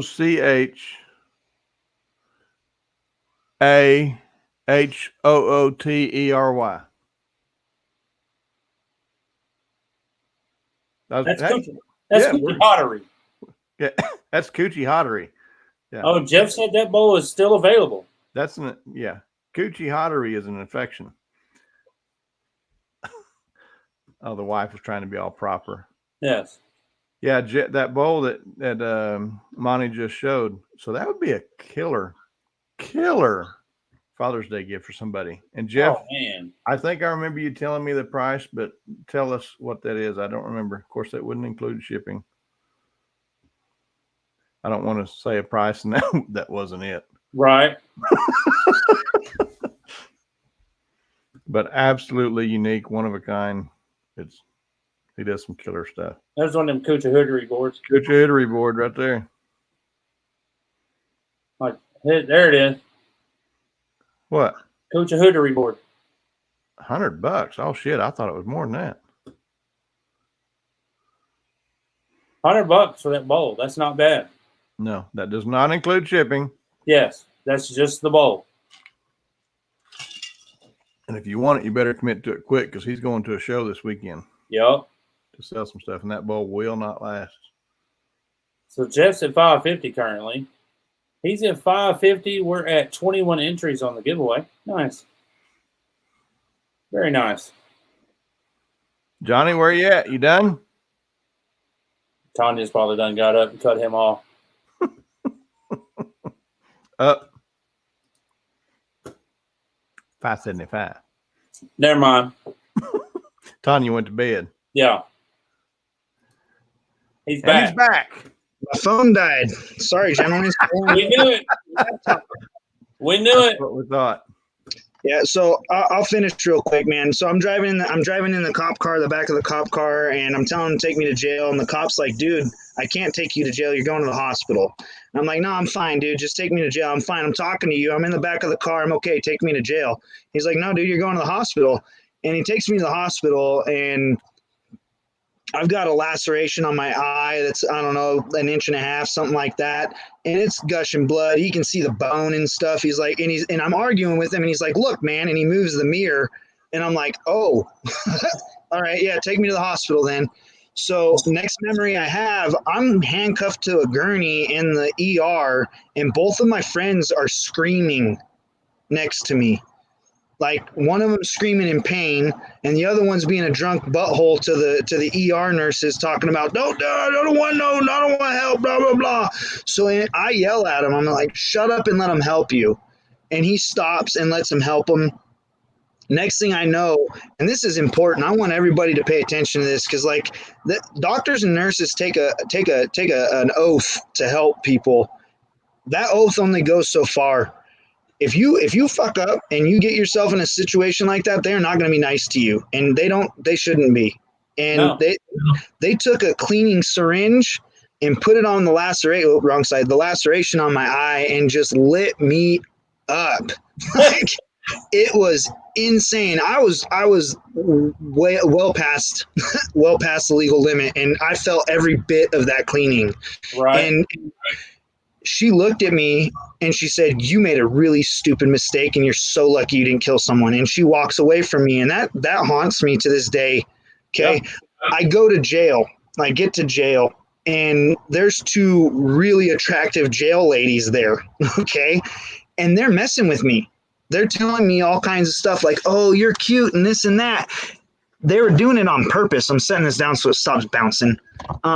They're doing it on purpose to teach me a lesson. And at the end of the conversation, by the time they were the fingerprints and the medical background check lady, make sure you're not, if you're diabetic, you get medication you need while you're locked up. Right. And they tell me, they look at me and they say, "You're really cute. It's too bad you're an idiot." And that stuck with me too. Yeah, I'm serious. That stuck with me too for the rest of to this day. Obviously, I'm telling you about it. It not like trying to be like, "Oh, well, I'm cute, haha." No, like the fact that they were making a point. It was a psychological warfare, and I hope if they see this, I hope they know that worked. It really did. That kind of stuff. It matters. Those little things that you say to people matter, and it can have a lasting effect, and good and bad. But these were negative connotations, but they had a positive reinforcement behind it, which is weird, but it worked for me, They knew what they were doing. So that being said, I can talk about it and I can smile about it, and because I learned my lesson. I understand what I did. I know what I did. I went to the hospital. I went when I got released from jail. I went to the hospital. My friend was still admitted. I went in there as a man and apologized to him and told him I made a mistake. I really messed up. I don't expect you to ever forgive me for what I did, but just know that I'm truly sorry, and I'm gonna face every bit of the law that's coming my way. And I did. I went to court. I faced a 10-year sentence in prison. I by the grace of that higher power that wanted me to be here today, I avoided jail time altogether. I had a 6-month suspended sentence put over my head, a 1.5 years of alcohol counseling, which I went to every bit of that. It was more of my counselor pointed it out to me. He says, "You're not an alcoholic, kid." And I said, "What do you mean?" He says, "You're not an alcoholic." He says, "You need to go talk to a psychiatrist. You need to talk to somebody you need to get your head straight." Why are you drinking? Right. And when I say I was drinking, I was 19. I was getting up in the morning and having a Jack and Coke. That's what I was having for breakfast. And I'm not saying that, I'm not, it's real. It was my real day, everyday occurrence. And it was because I was literally trying to drown my demons, in my senior year of high school, I was suicidal. I went to a therapist my senior year of high school. And that psychiatrist saved my life, literally saved my life, kept me from self-harming myself. I learned tremendous amounts of information that I use to this day from that doctor. And then after the accident was about a year after I stopped going to counseling, and when my alcohol therapist or alcohol counselor told me that I needed to go see a therapist, I looked at him and I said, "I think you're my therapist, man, because you're the only person that I've talked to that can relate to me and talk to me like who I am. You know who I am, and you can talk to me in a tone that I'll understand." And the therapist gave me a lot of tools, like coping techniques to deal with some of this stuff, but she never really got me under control. And that alcohol counselor, he got me under control. He taught me how to basically be a man, for lack of better terms. I didn't have my dad around most of my childhood, so I had to learn a lot of stuff on my own, mainly becoming a man, so him giving me the tools that he had in his bucket, I was able to create my own toolbox, if you will. So, and now between that therapist and that alcohol counselor, I've built myself. I've been able to stay healthy since then. I didn't drink for about 7 years. I went sober for about 7 years, and I was terrified. I didn't have the confidence in myself. I was terrified that I would make a mistake. And I had this whole conversation with my current wife, and she looked at me. She said, "Well, you're not an alcoholic. Your counselor even told you that. It's your mental state that was the problem." And I thought about it for a good couple months, and it made me realize that, okay, I need to test that theory.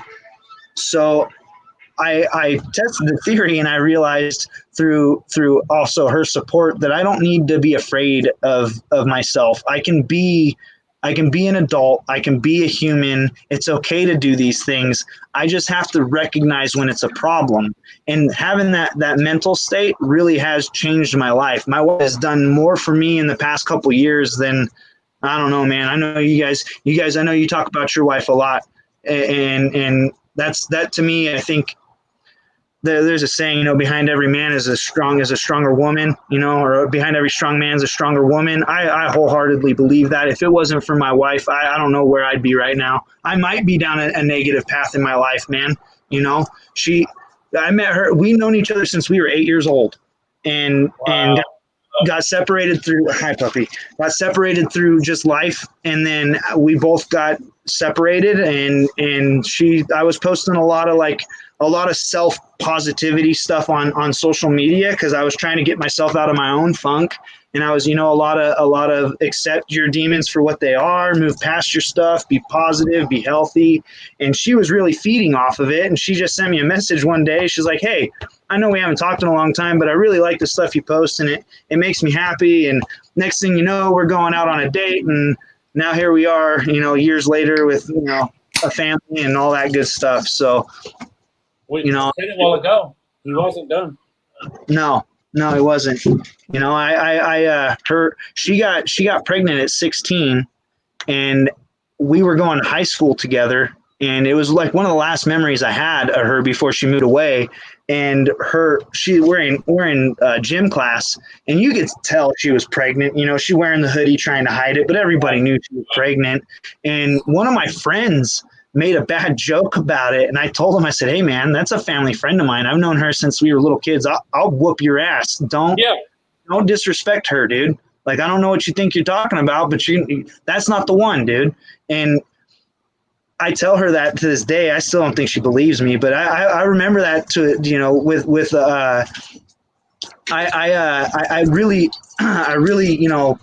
I knew from a young age, dude. I saw her. I have a vision in my head from when we were at a birthday party when I was like 10 years old, of her butt when she was walking down the hallway.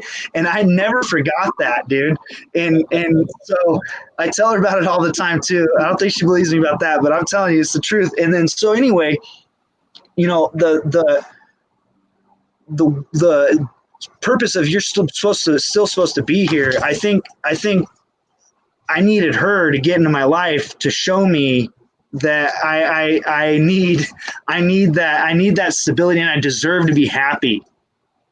I didn't think I deserved to be happy. I thought I deserved, because of my mistakes in my past, I thought I deserved everything that was happening to me, and I didn't. I wasn't worthy of being happy or having a life or a family. Adler, I swear, buddy, you break this laptop, it's the second time I'll lose my connection. I don't think they'll let me back. Okay, good. Locked him inside. Yeah, he's mad. He knows I'm talking, so he's like, "No, you got to pay attention to me, Dad." Yeah, no, like, I'm here. Hey. Yeah, and now he's getting in the trash can inside, getting yelled at by his mom. Oh yeah. But, I mean, so after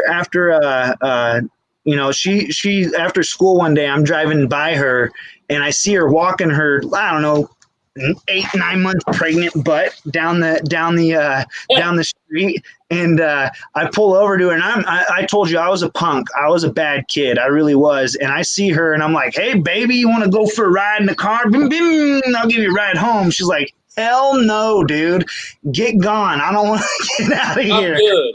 Yeah, and so and to this day I give her a hard time. I'm like, "See, you should have just went with me that long time ago. I would have never had none of my problems. You'd have straightened me out then." She's like, "No, you needed to do what you needed to do. You need to work that out on your own, dude."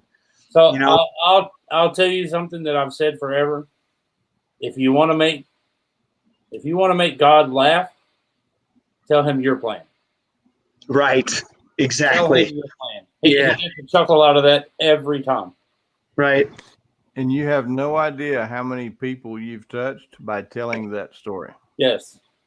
tonight. Well, I hope so, man. All the times you've told it, but the folks that are watching and listening tonight, just there's people that are you can't see that are in the comments that the whole time you've been talking, been sitting there going, Yeah. Yeah, well, it's as real as it gets. I tell people all the time, I'm an open book. You want to know anything about me, I'll tell you anything about me. You just be, I hope you're ready for it, because it's not my life hasn't been all rainbows and candy canes.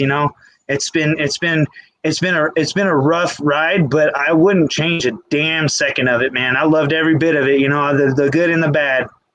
Like I said, I don't know. I might get it tattooed on me someday, but I literally have the best, worst luck on the planet, man. I get cancer, I survive. I wreck my truck at 100 miles an hour, I almost kill people, but I survive, and it changes my life. I go through a rough marriage and come out of it with the most amazing relationship that I never thought I deserved. It's really life's a motherfucker, dude. But I love it. I absolutely love it. And I wish more people that are experiencing the motherfucker part of it understand that the other side of it is so much better, and it's worth sticking around for. Deal with it. It sucks. It hurts. Come get a hug. Let us help you get through it. And I promise you tomorrow will be such a better day. Yep. Tomorrow's a new day. Right. It's a new day. Tomorrow, every day is a new day. Even the next 5 minutes is a new day. Every second that you're alive is a new day. You're continuing your new day. Life is an amazing journey, and I want everybody to enjoy it to the utmost. And the only way we can do that is to help the people that aren't. And you said it earlier when we first started. And I said something about, I love that quote or saying, it's okay to not be okay. Like, I'm a firm believer in KISS, keep it simple, stupid. Yeah. It's okay to not be okay. It really is. Yes, sir. Yes, sir. It's not okay to not reach out. Right. That's where I have an issue. Right. We've offered here on many times, one call, one phone call, one text. Anything, it could be that person that's on that edge, that's wanting to jump, and just to hear from somebody, hey, bro, I got you. Like, what's up? Let's talk. I've heard somebody say, you never know what the person standing next to you is going through. No, you don't. That's big. That's big. What a smile can do. Holding the door for somebody. It's little things. I saw something that was kind of stupid on the internet, but it really I don't know what resonated really hard with me. So the next time you go to Walmart or whatever big store you have where you're at, stop for a second, look around at all of these people that you're around that you're probably never going to see again in your life. Okay. And just think about the amount of emotion that's in that building at that time. You want to talk about not knowing what somebody's going through. I mean, there's so many variables and possibilities to what could be happening at any given time with any of those folks. I don't know. For me, it was really humbling. I did it I went to my local Walmart, and I just kind of took a second pause and looked around, seeing the mom with her 2 kids fighting her. She's dragging them through the vegetable aisle, and then you got the it looks like a sad old man that's looks like he's got barely anything in his cart, Right. It really opened my eyes, and then you see a young couple happy as shit going down to get a 12-pack in the beer aisle because they're going to go out and have a great time. And then you see a person trying to reach a shelf in their I call them mark carts. I don't know what they call them down there, but the motorized wheelchairs, trying to reach something on a top shelf, and people are walking by them. Right. It's one of my favorite things to teach my kids. Like, I tell my kids all the time, I'm like, I try to make it a little more fun for them. I'm like, I want you to think how many people in here are going to be an astronaut, right? With my older kids, I give them more morbid stuff. I'm like, how many people in here are going to be a serial killer? You think there's a serial killer in here right now? Because they're very well, you know. But it gets them engaged and they think about it. And like my youngest daughter, she's my spitting image. She's like my mini me. But whenever I give her stuff like this, man, she absorbs it like a sponge. You know, I'm think about other people, and she's like, okay, Dad, and she goes to school, and she comes home. You know, the other day was her last day of school. She comes home and she's crying, and I'm like, why are you crying? It's summertime. She's like, well, but I don't get to see my friends and my teacher no more. And I said, well, yeah, I get that, but you get to have a good summer. She's like, yeah, but I want to see my teacher and my friends. You know, I want to be around them. You know, I want to make them happy, and they make me happy. And that, for me, that made my heart just swell, man. Yeah. Everything I could ask for from her, you know, and she's doing it on her own. I'm just there watching her blossom, and it blows my mind, you know. Like we've already said, he wasn't done. Right. You know, you mentioned that, you know, not seeing her friends. There's a lot of kids that summer break don't get the nutrition that they need. No. Right. We have a beautiful program. So let me learn you about Nevada real quick. We have the He froze again. Number last, as I like to say. Am I back? Kinda. You came back and left again. Am I here? There you are. All right. Okay. So we have the worst, we rank last all the time. But Washoe County, the county that I live in, has a summer meal program that is amazing. So it specifically addresses that, and they have multiple parks throughout the cities through the county that have the school has a food truck basically show up, and they hand out hot lunches every day to kids at these parks. They don't ask any questions. There's no questions asked. I could probably go over there.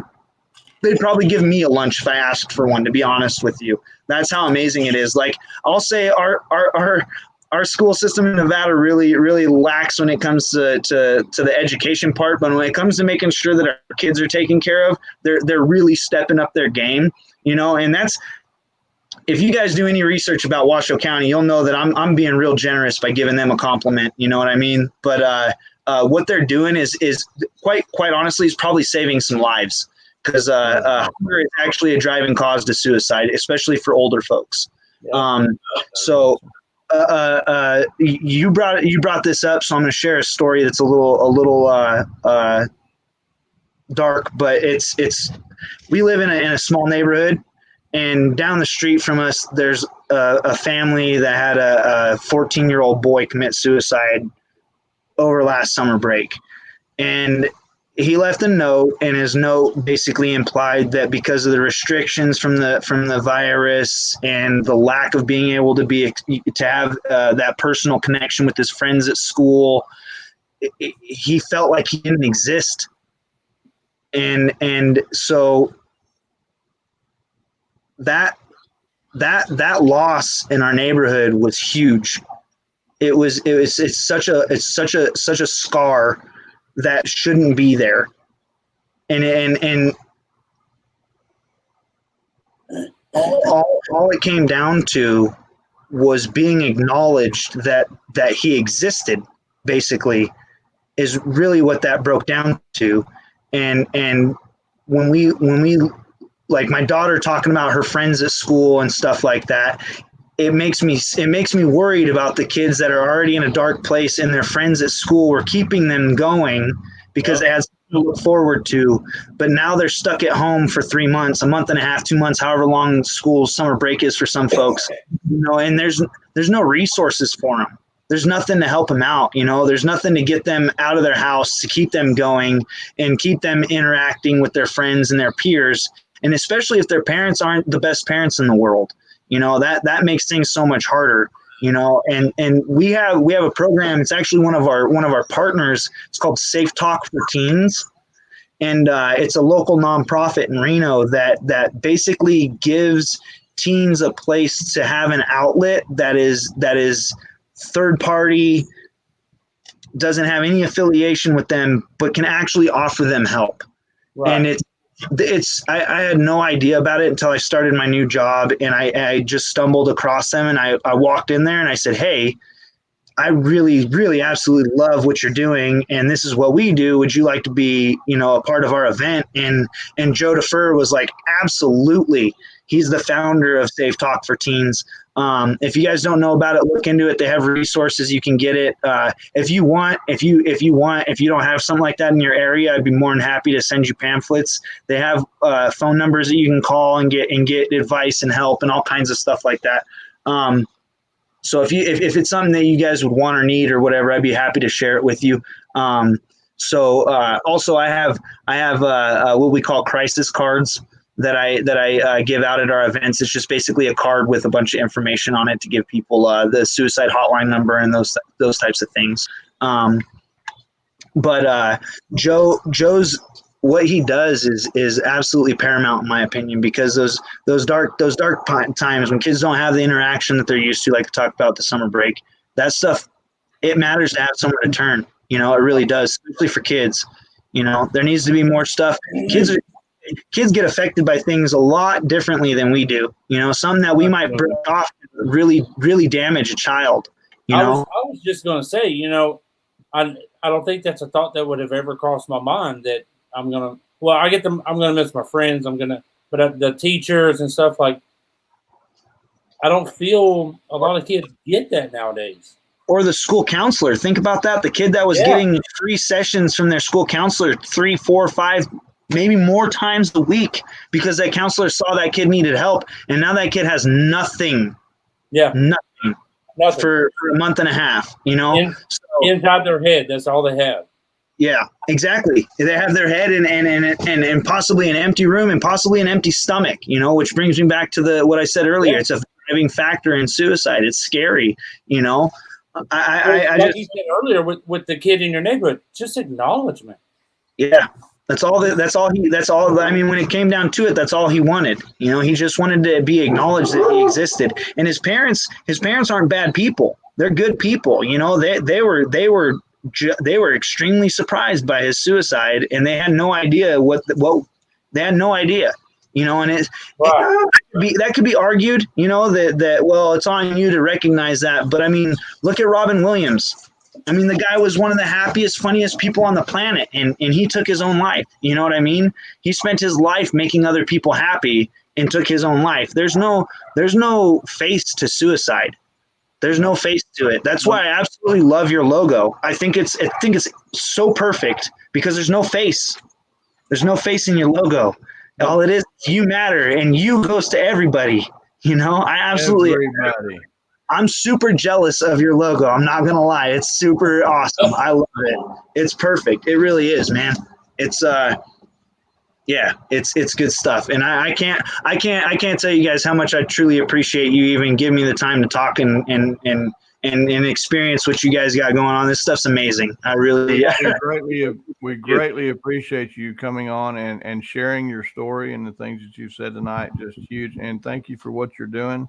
And right now, speaking of, we want to help you as much as we can. We've got the $600 bid for the chicken bread mask and the Beard Mob flag. And we need somebody to outbid that or to say, tap, we're done. So we can call that for Mr. Jeff Ray. Johnny, if Johnny's done, I'm going to say it's Jeff's.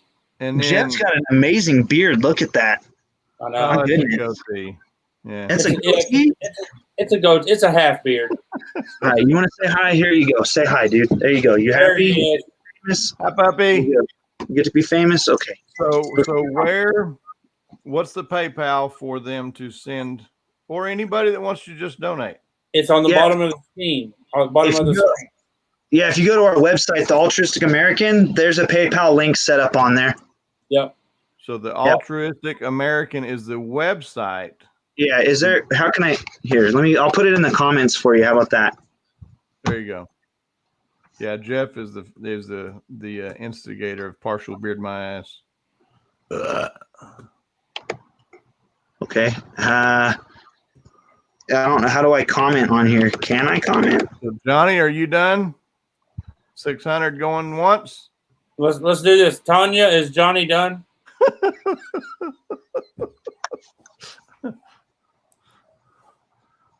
I think that's the way it should have been. Wow, man, these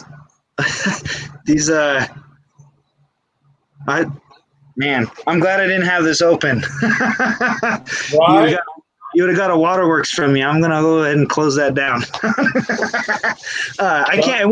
Tanya says he's done. So sold to Mr. Jeff Ray. Jeff Ray, $600. So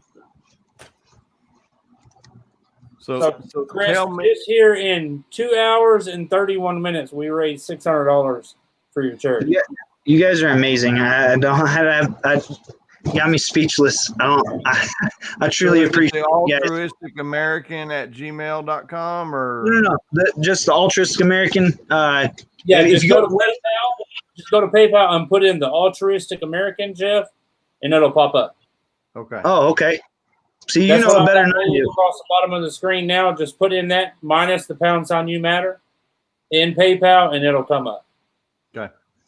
Perfect. That's awesome. If anybody else wants to throw in 5, 10, 20, whatever you want to do. Altruistic American. And we're going to get some stuff out to you in the mail for your comp for you to do however you see fit to whatever, however it can help. So I appreciate you guys so much. We appreciate you coming on, sharing your story. Like I said, I told you earlier, our show's a little different. We get a little deep in some situations. And like Chicken Bread said, we damn sure appreciate you sharing your story, doing what you're doing for mental health. And I'm going to be that guy, Chris. You matter. Thank you, sir. You matter as well. Somewhere, you matter. You're here for a reason. Yes, sir. I agree with that. Good luck with the comp. Hope you raise lots of funds. We greatly appreciate it. We'll see you again. We'll see you in January. Yes, you will. 9 days, 14 hours, 19 minutes, and 50 seconds until your comp. I hope you're ready. Oh, I'm so ready. I've been ready. I'm so excited, man. I can't wait. We've been putting it, we haven't been able to do it since 2018. So I think you'll have a good turnout. All right, buddy. See ya. Chris, have a good one, Bubba. Thank you so much. It's been a good show.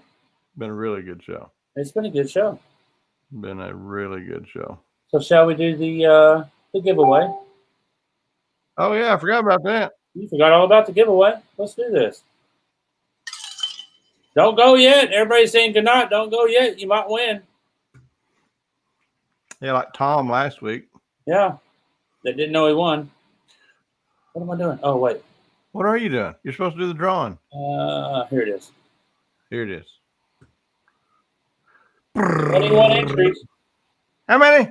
21. 21. Here we go. Here we go. Get it.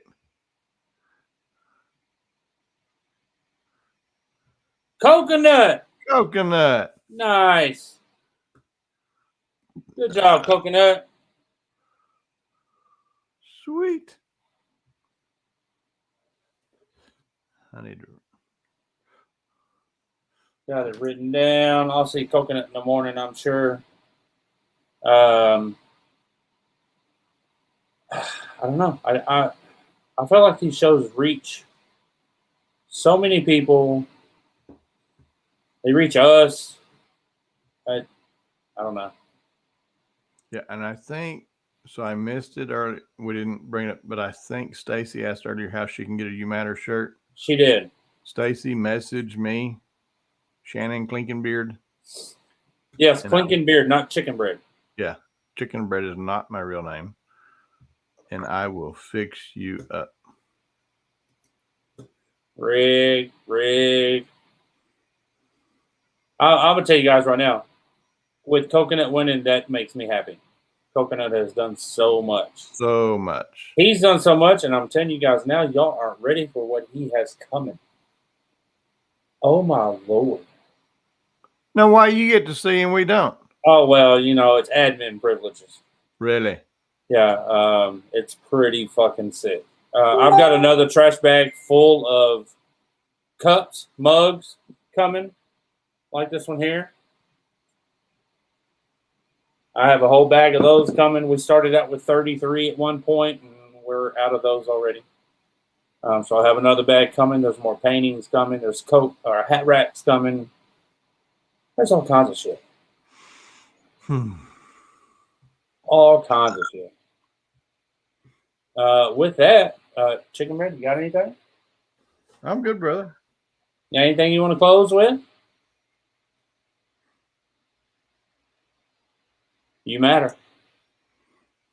It don't matter. You matter.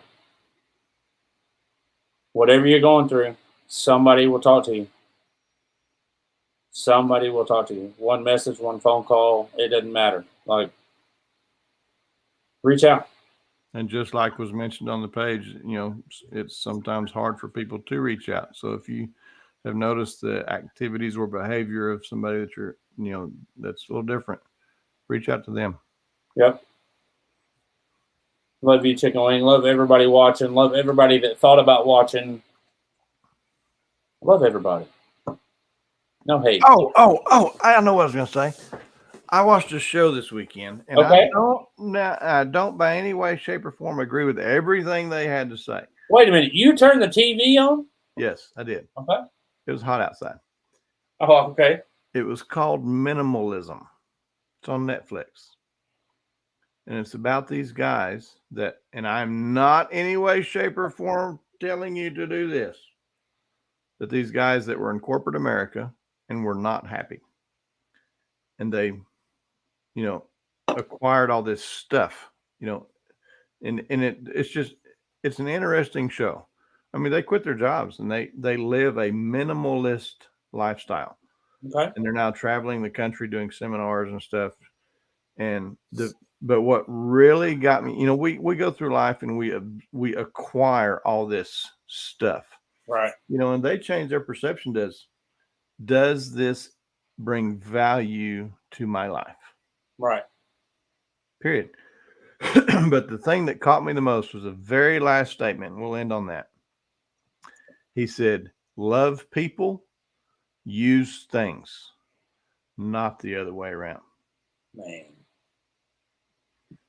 Keep it simple, stupid. That's pretty fucking simple.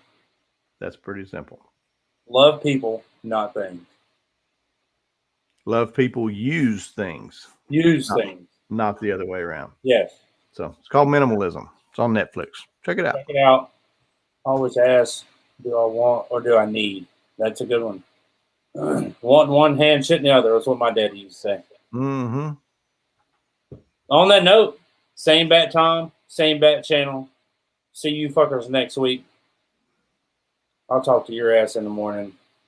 I need to talk to you before you can end the broadcast, but we can end the broadcast. Night, everybody. Next time. Okay, bye. I feel like he hasn't done that in a while. Who?